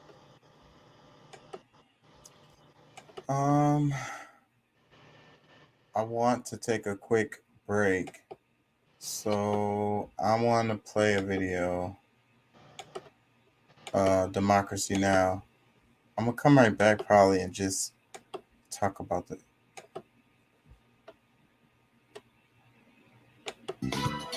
Welcome to Democracy Now!, democracynow.org, the War and Peace Report. I'm Amy Goodman. Southern California is bracing for torrential rainfall as Tropical Storm K moves into the region, packing winds of up to 70 miles an hour. The storm expected to bring up to a year's worth of precipitation, but instead of relief from a historic drought, officials are warning of dangerous flash floods and high winds that could whip up raging wildfires. Over the past week, the western U.S. has broken nearly 1,000 temperature records for September, with excessive heat alerts affecting some 42 million people. In China, forecasters predict above average temperatures will continue through the end of the month after China recorded its hottest August on record. In Europe, officials say this summer ranked as the hottest on record, surpassing the previous record set just last year. Meanwhile, researchers in Greenland say the Arctic territory experienced its largest September melt event on record, one typically only seen during peak summer months. This comes after a new report from Climate Central found rising sea levels could flood more than 4.4 million acres of U.S. coastline by mid-century, with some 650,000 privately held properties set to fall below tidal boundaries. Hundreds of climate protesters rallied in Washington, D.C. Thursday to demand lawmakers reject changes to how the federal government grants permits for oil and gas projects. The activists say the proposed reforms would weaken environmental laws, limit court challenges to oil and gas projects, and clear the way for new pipelines, including the proposed Mountain Valley frack gas pipeline in West Virginia. Senate Majority Leader Chuck Schumer says he agreed to the permitting reforms to win the support of West Virginia Democratic Senator Joe Manchin for the Inflation Reduction Act, which President Biden has called the biggest step forward on climate ever. On Thursday, the White House said it supports the permitting reforms. Meanwhile, Vermont Independent Senator Bernie Sanders took to the Senate floor to condemn what he called Senator Manchin's dirty side deal. We can listen to the fossil fuel industry and the politicians they pay, who are spending huge amounts of money on lobbying and campaign contributions to pass this dirty side deal. Or we can listen to the scientists and the environmental community who are telling us loudly and clearly to reject this side deal and eliminate the $15 billion in tax breaks and subsidies Congress is already providing to big oil and gas companies each and every year. Ukraine's government says it's made significant progress in a counteroffensive aimed at retaking ground seized by Russia. On Thursday, President Volodymyr Zelensky said Ukrainian forces had liberated more than 1,000 square kilometers of territory since the start of September. Zelensky made the remarks from Kyiv Thursday evening after U.S. Secretary of State Antony Blinken pledged to support Ukraine for, quote, as long as it takes. Blinken was in Ukraine's capital on an unannounced visit where he touted the latest tranche of U.S. military aid to Ukraine, nearly $2.7 billion. We also notified our Congress of our intent to provide Ukraine with an additional $1 billion in what we call foreign military financing. This is for longer term acquisition of. Another $1 billion for Ukraine? Is that what he said? That's what he said. Antony Blinken, U.S. Secretary of State. We want to give another $1 billion. Fuck Mississippi. What's that? I said, and if Mississippi. Yeah, fuck they water. Mostly black people anyway. systems. We're also providing $1 billion additional dollars in financing for our European allies and partners who've been doing so much to support Ukraine. On Monday, a coalition of peace activists will kick off a nationwide week of action on Ukraine, demanding a ceasefire and diplomatic solutions to the crisis. Code Pink co-founder Medea Benjamin said in a statement, the White House and Congress are fueling this war with a steady stream of weapons instead of pushing for talks to end the conflict. That's why we, the people, have to rise up with a demand of negotiations, not escalation, she said. Elizabeth II, the Queen of the United Kingdom and the British Commonwealth, died Thursday at the age of 96. Elizabeth held the British throne for 7 decades, second only to Louis XIV of France as the longest reigning monarch in history. Her son Charles has now become Britain's new king, taking the name of King Charles III. The Queen's death prompted tributes from British allies across the globe, including President Biden, while former British colonies have used the occasion to call on the UK to make amends for colonial crimes. We'll have more on the life and legacy of Elizabeth II after Headline. Britain's new Prime Minister, Liz Truss, said Thursday she's lifting a moratorium on hydraulic fracturing, that's fracking, which has been in effect since 2019. Truss said it's part of a larger plan to increase domestic oil and gas development aimed at lowering energy costs across the UK. We will end the moratorium on extracting our huge reserves of shale, which could get gas flowing as soon as 6 months, where there is local support for it. The plan was swiftly condemned by environmentalists, climate campaigners, and some opposition members of parliament. The civil disobedience group Extinction Rebellion promised more confrontational actions like blockades. One activist told The Guardian, we'll pull out all the stops. This time we won't settle for a moratorium either. We're just going to keep on hammering this until we get the proper ban on fracking, they said. South Carolina's Senate has failed to pass a total ban on abortion that would have prohibited the procedure without exceptions for rape or incest. But lawmakers approved more restrictions to its existing state law, which bans abortion after 6 weeks of pregnancy. That law is currently blocked by the South Carolina Supreme Court due to ongoing litigation. The South Carolina Senate has proposed reducing the time rape and incest survivors have to seek an abortion from 20 to 12 weeks. In related news, the Michigan Supreme Court's allowing voters to decide in November whether to enshrine abortion rights to the state constitution. The ballot initiative gathered over 700,000 signatures in support. This comes after a judge Wednesday struck down a 1931 Michigan anti-abortion law that prohibited the procedure unless the pregnant person's life was at risk.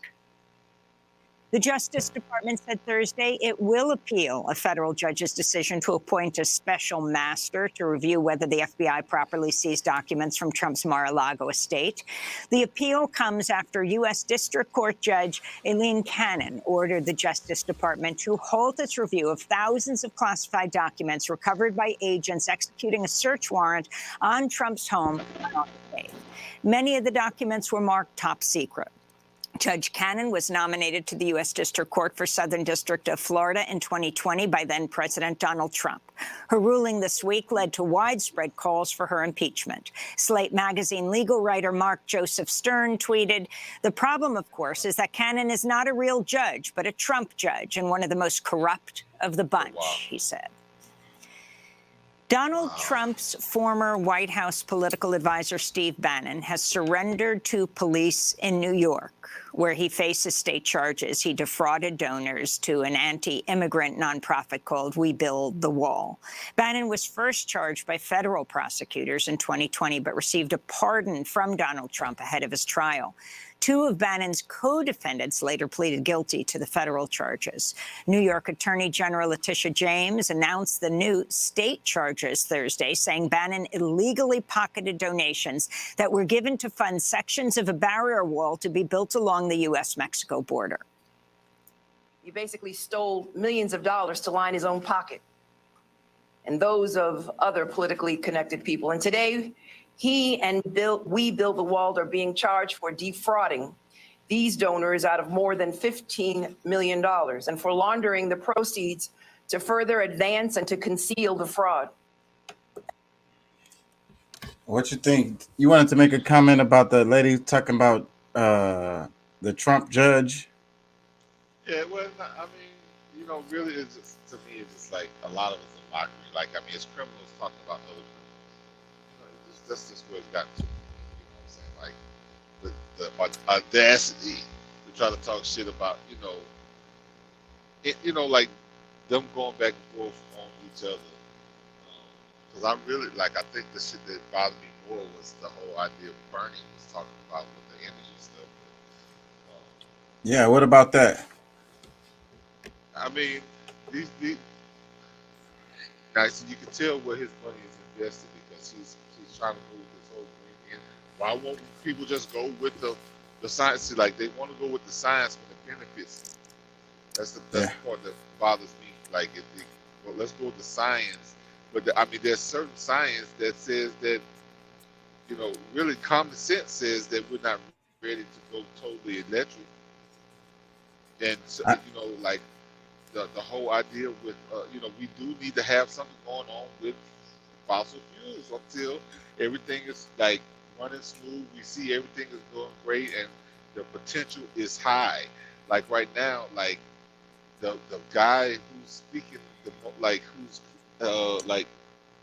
fucking Elon Musk is telling people like, shit, we're gonna ruin civilizations, not just our civilization. We're gonna ruin others because of trying to just do this thing. So going this fast with the energy, like you want to swap from one thing straight to another, and shit. I mean, okay, yeah, it can work, but is it prepared to? You know what I'm saying? Like, I think you need another 10, 20, maybe even, 20 years to get the infrastructure strong enough to be able to run on, totally solar or, I can barely hear you, and it's like a buzzing or something. But I think that in 20 or 30 years, they're gonna be saying the same thing. Well, how do I sound now? Yeah, it sounds much better. Okay, yeah, I still had it charging, but it should be charged enough. But see, if this is what they really want to move toward, because I mean, potentially they know that, because really in 20 to 30, 10 to 20 years, we'll know for certain that we've wasted a bunch of money and time trying to go full. Because I mean, when you have some people that run on solar, some people run on this, I think that will kind of balance things out more instead of just trying to have everybody move to one thing. You know what I'm saying? Like, you're gonna have shortages, you're gonna have like all kind of shit's gonna happen all over the world just because you're trying to get everybody to move to one thing overnight. Like, even when we started with the electrical grid that's run on coal and this, that, and the other, like, it was a gradual growth because everybody couldn't afford to get lights in their house right away or whatever. So even that took probably 50 years or so before we got people that was constantly steadily on that whole electrical thing. But I think it's about having a commitment to spend on building that infrastructure, because when they laid those lines, the what is it, the phone line, when they did the telegraph or whatever the hell, they just started laying that shit like crazy all over the country. Same thing when they built the roads. When they started building the roads to connect the cities, they just started building that shit, bro.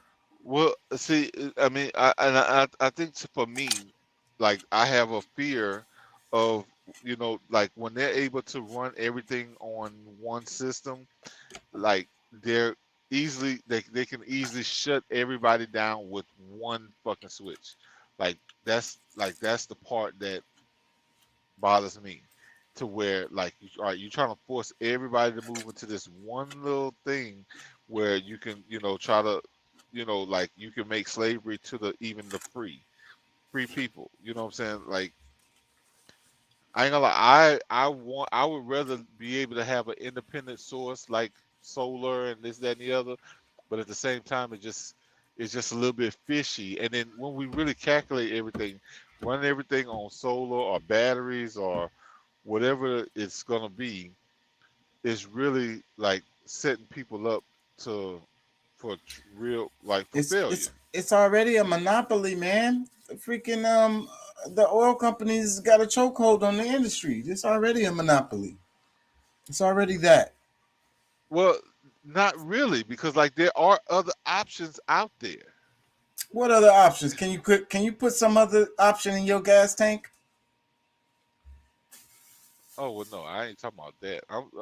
Cause we talking about energy. Like we ain't talking about necessarily like just gas and diesel. That's stuff that's going, like that's going to be a given. We talking about the natural gas that's going into people's homes. That's warming their homes or heating up, running their their stoves or even their That's coming from the same. That's coming from the same companies. It's coming from the same source. Okay, but I'm not looking at the cars. I'm looking at mainly running people's homes, because I mean there's even options like you can go get a electric car if you want to. You know what I'm saying? But I mean the time that you got to spend to charge and all that, like you can only get maybe 300 miles maybe a day, so it's only going to keep you in a local centralized area. But I mean, say, bro, look, if everybody y'all go ahead and depend on if whoever wants to. Like, I'm not trying to stop nobody from doing what it is they want to do, but I just feel that it's very suspicious that they really want to push everything over at one time. Like, the smart people know that, okay, even if this is a goal that we have, it's going to take longer than 2 years for this to happen. Yeah. Let me play some more of this. A Democratic National Committee panel has rejected a proposal to ban dark money funding, quote, during any and all Democratic primary elections, unquote. The resolution, authored by Nevada Democratic Party Chair Judith Whitmer, would have also established procedures to investigate dark money groups and discipline DNC members for accepting donations from anonymous donors. The DNC's rejection of a ban comes after dark money flooded Democratic primary races across the country this year, targeting progressive candidates seeking to challenge Democratic incumbents. Go ahead. I was just saying, not the DNC. They were just talking shit about the Republicans or Trump and them, taking money or banning or whatever. They were just talking about them and they taking money and doing this and that and the other. I mean, what's the difference? Yeah, well, I mean that's hey, they both doing it. But you know what? I have a challenge for people, like anybody that's listening. But most of the people who do listen probably would already be somewhat thinking like this. But let's vote for somebody, like this is in the midterms, and even when it comes to presidential again. Let's vote for people who are actually offering us something instead of the ones who are trying to, make the other person look bad. Like, you know what I'm saying? Like, if if your whole campaign is talking about how bad your opponent is, that tells me that you don't really have anything to offer us. Facebook user says, why they don't take cars that run off water? It's not impossible. It might be hard, but not impossible. The guy that was in Buffalo got killed for that, because of the technology he came up with the water engine. So anybody else is probably like, oop, that like shit, they hiding they shit now. You know what I'm saying? Like they just not ready. And the reason why they're not ready is because of their freaking greed. And that's the whole thing about these politicians, is we see where they invest their money at. Like that's my point a few minutes ago. Like you can tell based on what they had, what they kind of bills they plan on passing for, because of the money that they've invested in certain things, because that's what they're going to speak on and be angry if somebody, because this is like even Bernie Sanders, somebody who I feel like has a lot of integrity up there, but even him, he's doing the same shit. Let me play some more. Public health experts are hailing a new malaria vaccine after it showed 80% efficacy at preventing the disease in a clinical trial of children in Burkina Faso. The vaccine was produced by researchers at the University of Oxford who published their results in the British medical journal The Lancet this week. The vaccine is relatively cheap, easy to produce, and the world's largest vaccine manufacturer, the Serum Institute of India, says it can produce at least 200 million doses annually. Malaria is among the world's deadliest infectious diseases, and the mosquito that carries it has been described as the world's deadliest animal. In 2020, more than 640,000 people died of malaria, the vast majority of them in Africa. North Korea's leader pledged Thursday his nation will never give up nuclear weapons as it seeks to counter the threat of the U.S. nuclear arsenal. Kim Jong-un made the comments at a gathering of North Korea's parliament where members Thursday approved a new law allowing North Korea to carry out a preventive nuclear first strike while declaring the nation's nuclear arms status irreversible. A preventive nuclear first strike approved. As long as nuclear weapons remain on Earth and imperialism remains, and maneuvers of the United States and its followers against our republic are not terminated, our work to strengthen nuclear force will not cease. And hundreds of Google and Amazon tech. What do y'all think about that? So, like, that's the reason why nobody goes and fucks with North Korea. And then they call them weird and shit. It just be like, oh, they're weird. Okay. Yeah, they're weird. Yeah, that's the easy way to try to demonize somebody who, you know what I'm saying, just ain't taking your bullshit. And that's mainly what I see there. Like because what did he say sounded illogical? Like, did any of it sound like, just crazy talk? No. It didn't sound that crazy to me. It's like, hey, them niggas got nukes and they might come here and blow us up. So, hey, if we got nukes too. Yeah, we got nukes too. So that way that they if they try something, shit, we fuck around and find out. We might be dying first, but guess what? They're gonna get a taste of this damn they gonna get a taste of this radiation too. Yeah. So yeah, that sounds freaking logical and fair to me. Didn't sound too crazy and hot-headed to me. Elliot says ancient Chinese secrets. You know what? I think I might have to just come to terms. I guess I am a Trump supporter. So they wasn't lying on you. All them people that called you a Trumper. Yeah, but like at the time, I wasn't truly a supporter. My thing was like I'm just a supporter of truth. You know what I'm saying? Like that's mostly what it's about. And I guess I noticed that I do get kind of angry when people talk shit about him, because it's like he did more for you, for everybody in this country than the president before him or after him. Facebook user says, see, every virus have a vaccine. I ain't gonna lie, whenever they talk about vaccines or anything like that in Africa, I'm always, the more I learn about stuff and how they do stuff, every time. So, and then you can't get mad at the people over there for being like, oh, I don't want to take it. But sometimes it's a good thing because, malaria is really serious. It's little really kids. Not. I mean, I guess it could be for some people if your immune system is strong. It's not, because like my son went to Africa, to Nigeria. He came back with malaria and shit. We was playing and having fun. Like it's just like it be babies and small kids that get it, or old folks. that get taken out by it. Like, well, I mean, I hadn't really seen any extreme cases, so I can't really speak so much to that.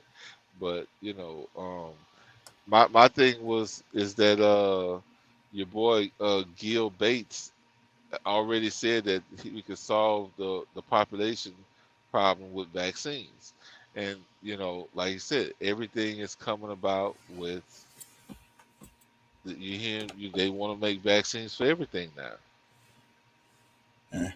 Scary. Let me play this. Tech workers are demanding the corporations drop a $1.2 billion program known as Project Nimbus, which will provide advanced artificial intelligence tools to the Israeli government and military.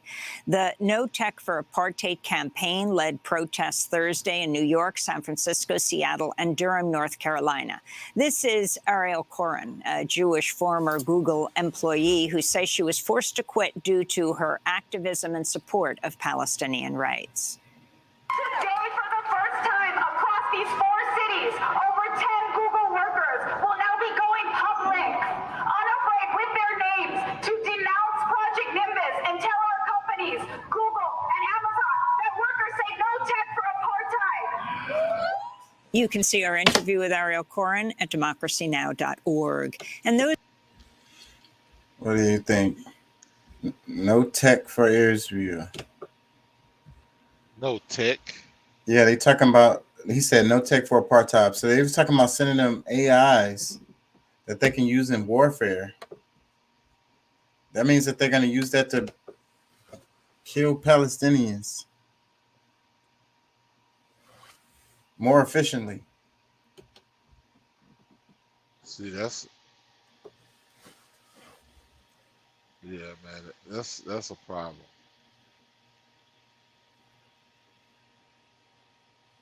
Yeah.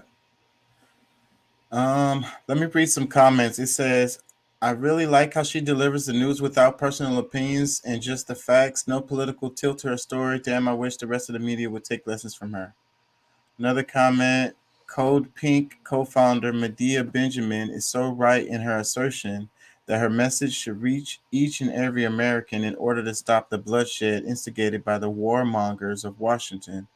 We all know that it's not for Ukraine that the U.S. government is wasting so much needed resources at home in this conflict that it created. Man, I gotta check on my stuff.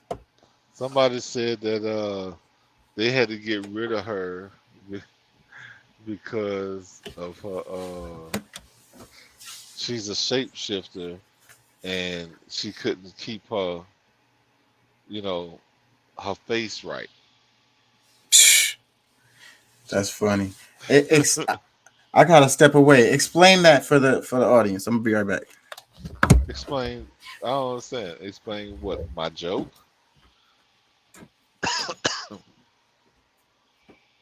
I don't know what he wants me to explain to y'all. I mean, it's just.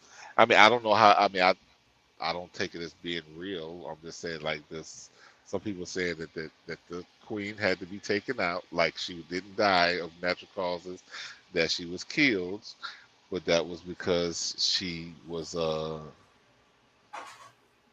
displaying some abnormalities in her facials, like her, evil eyes and this and that was coming out of her. As you see her straight on. So I don't. Like I'm telling you this, but it's based on no facts. Like this is just something that I heard in the midst of the talking about the queen. They didn't present any facts as well either, so I just thought it was a funny thing to say. That it was something funny about that. Even though I am amused with that type of stuff, like vampires and shapeshifters, that TV show that came on, was it True Blood? Like that was one of my favorite shows. So I am very much into those types of stories, but I'm not gonna say that that's something that, not that it's impossible, but that I'm not gonna say that that's real. unless I had some real proof.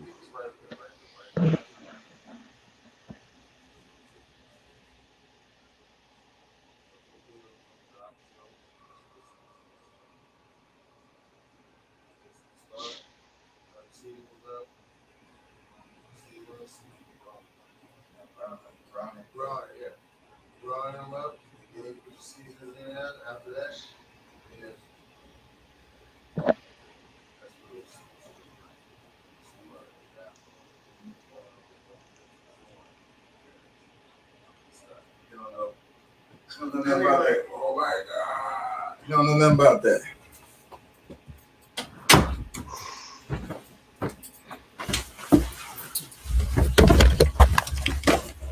I'm back. Sorry. You there? Yeah, man. We here. Elliot says reptilian people.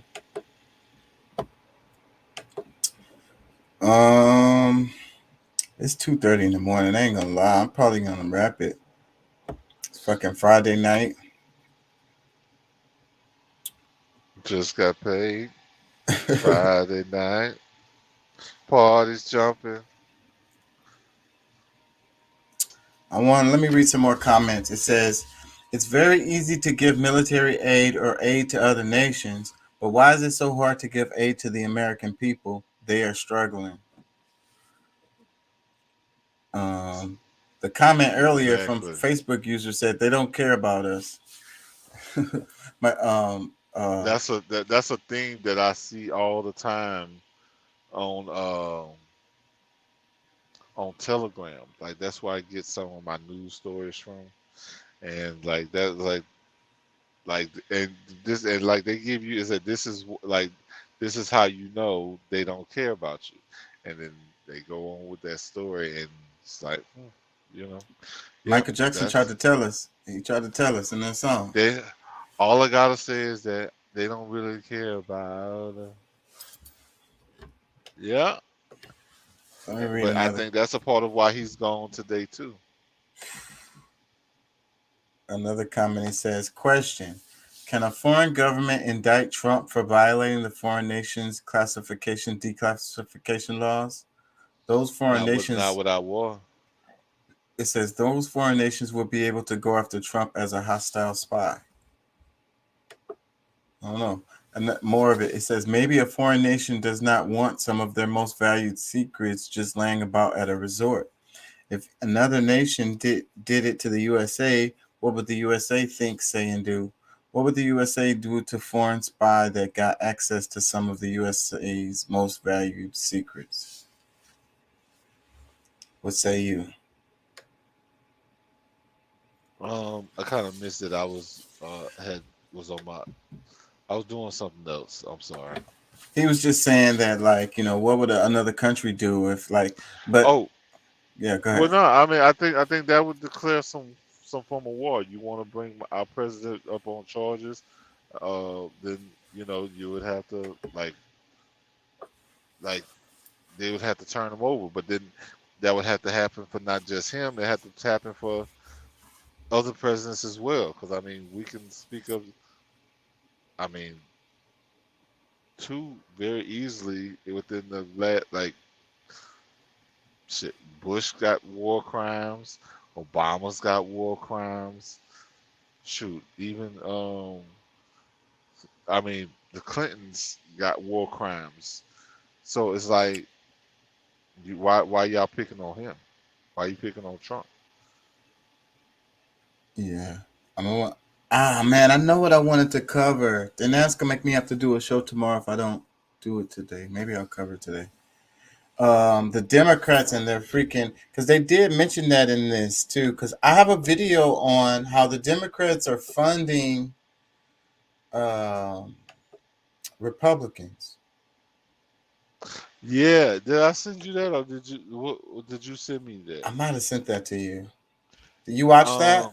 What did you think of that? That's crazy, right? Well, yeah, and I mean it makes sense, to some extent. I mean, when if you got that kind of mindset, you want to make, if you can control who becomes your opponent, right? So, and another thing I thought about was I wonder if there was somewhat of that going on with Trump when Trump ran for office. I don't know. And how long have they been doing this? And what other campaigns have been impacted by this? Because they figured Trump was a long shot, like he wasn't gonna win. Like no way that he's gonna win. That's what they were thinking. It was like he's the one that's not gonna win. Let's hypothetically, let's back this guy and make sure he makes it up there so we can win easily. But it didn't work out for them. Yeah, I mean like I said, that's a great strategy. I think. Like, I mean, you put money behind some of the guys that's you would rather compete against, or maybe even these are people. Because I mean, you got to think about it. I mean, these are not dumb people that's running the government. They might be evil, but they're not dumb. They because it's like. How is Douglas Murray? It's like, how is it that you, oh damn, just, what was the last thing? My bad. It's me distracting you, with this shit. But, damn it, I lost it too. Cause I'm on to the next thing already. Cause I figured you would enjoy this right here. Cause it's saying Trump gave Europeans a long overdue reality check. This is what this headline says. Basically, they're talking about how he was saying, relying on energy from Russia and stuff. Let me see. Does it say it underneath this? It says author Douglas Murray says former U.S. President Donald Trump said Germany was too reliant on Russian gas and that it would be paying a price for this at the UN 4 years ago. And the German diplomats all laughed away and giggled away at Donald Trump, he told Sky News. Now you may not think that Donald Trump is the world's finest purveyor of truth, but he was willing to tell the truth on this occasion. He was saying something that was absolutely true and giving the Europeans a reality check that was long overdue. What you think? Yeah, I think that sums it up, because I mean, really, I mean, you can do like I said, nobody's telling you not to hope and for a better future, and you know make your moves toward doing that. Like it'll be insane for you not to, but when you're trying to shut off, fuel production, and we hadn't even really gotten the infrastructure set yet, like. What these charging stations gonna be at? Like, will you be able to make it there? Will you make it there? Is there enough pumps? Because it's gonna take you. It's not a battery. It's not gonna charge in 30 seconds. It's gonna take probably an hour or two that you're gonna have to sit there and charge before you can go somewhere, just to make it to the next charging station.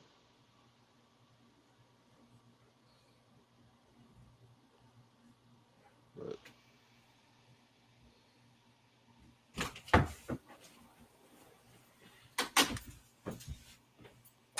sometimes I really don't know how to take it, or how to say, because it's just.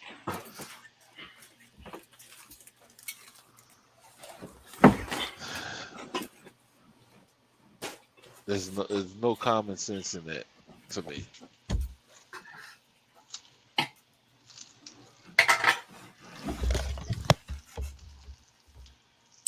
My bad, I'm back.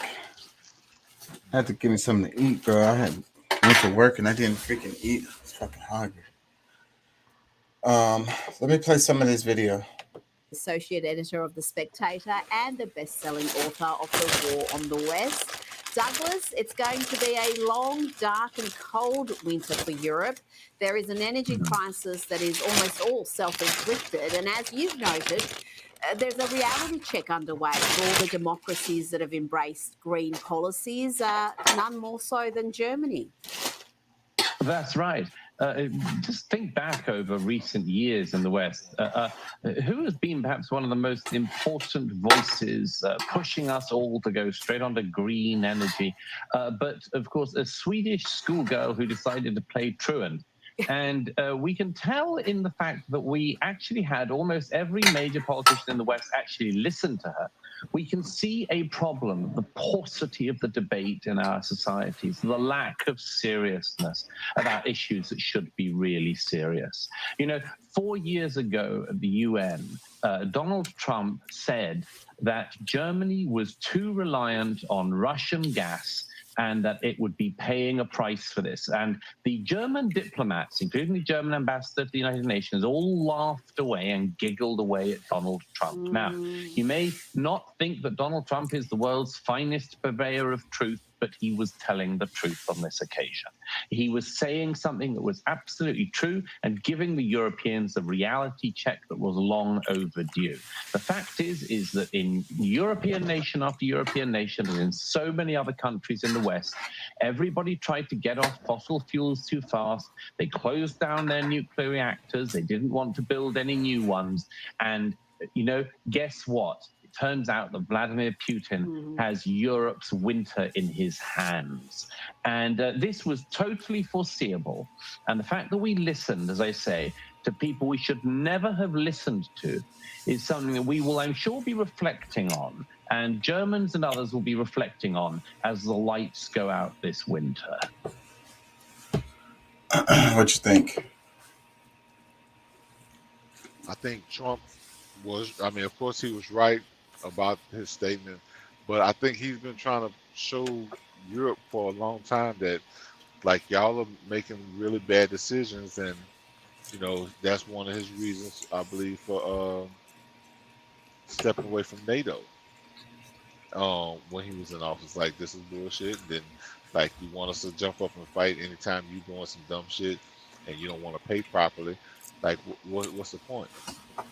You know what I'm saying? So, which I agree with when he did it and now. So I agree with that move too, but I don't think he really understood, the big picture related to that. Nobody knew the whole Ukraine thing was going to happen, because that's personal interest that's being used by our government. Our president has personal things going on and deals going on with Ukraine, and that's why this whole thing we're seeing with that is happening is because of him being in office. But this stuff would have never happened if Trump was still president. Now we would still have some things to worry about after he was gone, because I think this was to some extent, I'm kind of glad that things happened the way it did, is because we're able to see clearly who's doing what. Because the proof is really in the pudding. If you get your foot, stop, just taking sides just to be taking side. This is the side I've always been on, and really look at the score. It's simple to see. It's so simple to see. Because Trump was building relationships. There was no kind of war going on. He was building, our trade was great, even with him, the tariffs and all that issue that they had, bro.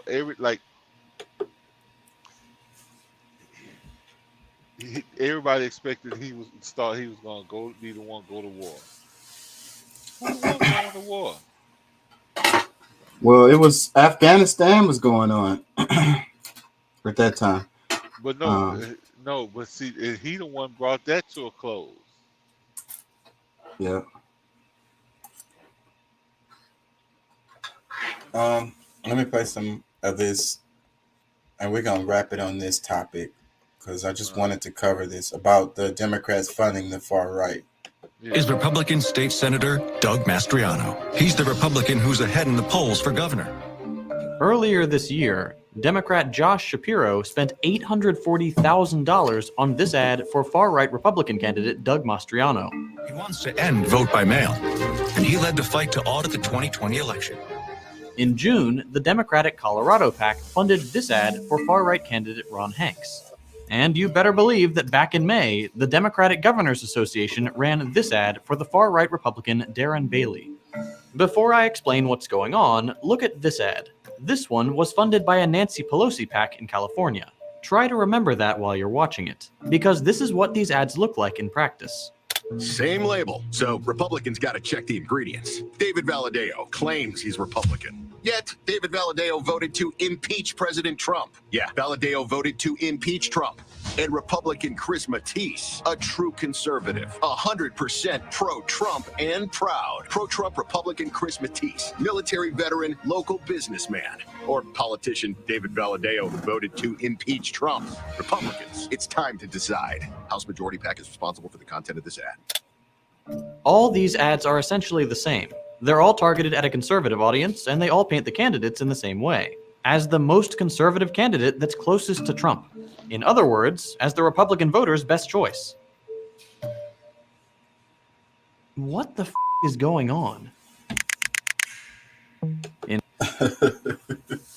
So what the hell is going on, Pat? What you think?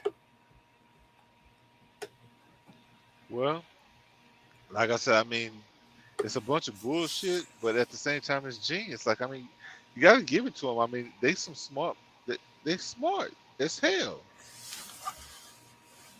Diabolical. I mean, yeah, I mean, you can call it what you like, but I mean, these people, like, when it comes, all right.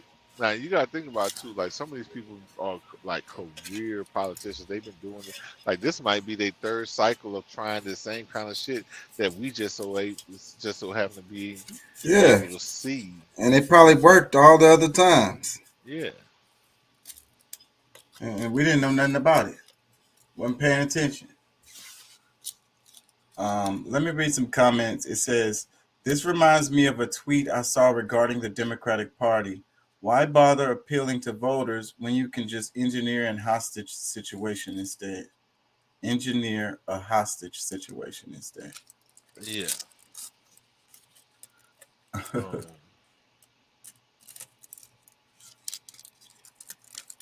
Another comment, it says, when politicians can't offer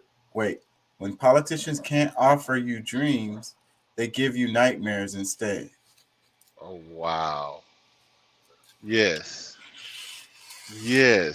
bro. That's like, that's the shit I'm screaming right there, man. Because it's like what I was saying earlier about the challenge. About, I mean, another part of that challenge is, you know, will you allow because they always try to, you know, give you all of the fears of what's going to happen when their opponent, if their opponent gets in office, but like, what are you know, like, what are you actually doing to change or to counter what it is that they're doing or have done? You know, what solutions are you offering for the people? You know, that's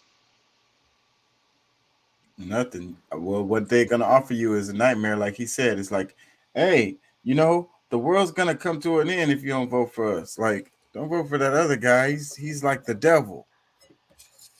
Yeah. See, look at your life. See, we're gonna make you suffer, and you're gonna suffer worse. So we might lessen your suffering a little bit if you act right and vote for us. Like, give me the blood out of your pinky toe. And if you don't vote Democrat, you ain't black. Oh Lord. Yeah, that should have never get old. Let me read some more. It says, this video was fantastic and really shows the contributions the Democratic Party has done with U.S. polarization, watching from Puerto Rico. Another comment, it says, these videos are so incredibly important to spreading class consciousness and the downfall of capitalism. Thank you so much. Another comment, be a shame if the Dems would just work on making themselves better instead of Republicans worse. Amen.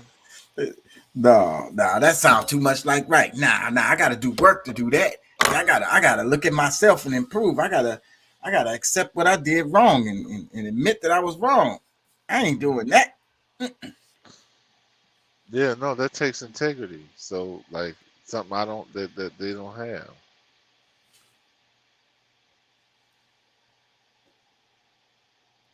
It says ratchet effect. Another comment, it says, if there was ever damning evidence of the ratchet effect, this is it. Great work as always. Now time to watch the new deprogram episode. If there was ever evidence of the ratchet effect, I don't know what the ratchet effect is. That's interesting to me. Another comment, it says, as a downstate Illinoisian, it's kind of terrifying how hard I've seen folks down here throw themselves behind Darren Bailey. I know that it wasn't touched on this video, but Bailey is one of the most reprehensible politicians I've seen run for office here. And we exclusively elected the most corrupt people you could possibly find for almost 2 decades. It's funny how that happens. The worst of the worst. The worst of the worst. They talk about the cream rises to the crop. I think shit floats. Shit floats too. Yep.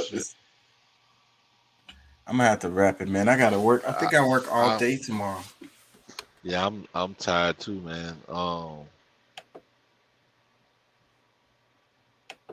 Shit, I'm taking off tomorrow, but however, it's just kind of I'm struggling right now. Yeah, but it's almost 3.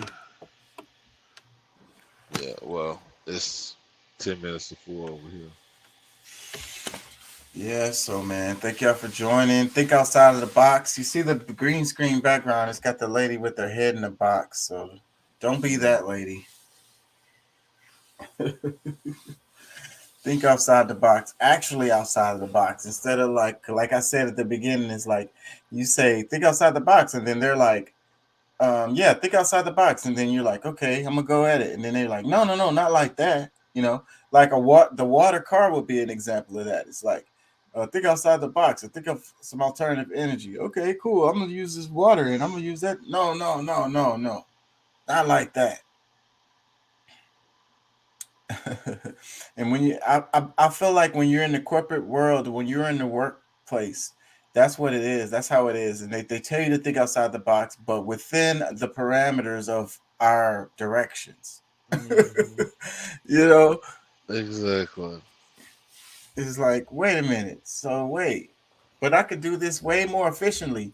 No. That's against company procedures. That's against policies. That's against the whatever the heck. So no, not like that. Wait, you said think outside the box. What you want me to do? Anyways, peace and love. Thank y'all for joining. Thank y'all for listening. And I ain't gonna guarantee a show tomorrow because I work all day tomorrow. So depending on how I feel, I might do one if I get out there early enough. But no guarantees on that. Probably not. I ain't gonna lie. So peace and love. Thank y'all for joining. Get y'all some rest. Hopefully y'all learned something. It's like I try to edutain, you know. It's like educate and entertain at the same time, you know. And you know, about everything. Politics, social issues, you know, spirituality, random stuff, history, you know, educate and entertain. That's what I'm trying to do. So hopefully I did a little bit of that out of this 2 hours and 44 minute stream right here. So like I say, man, peace and love. Thank y'all for joining. Y'all get y'all some rest.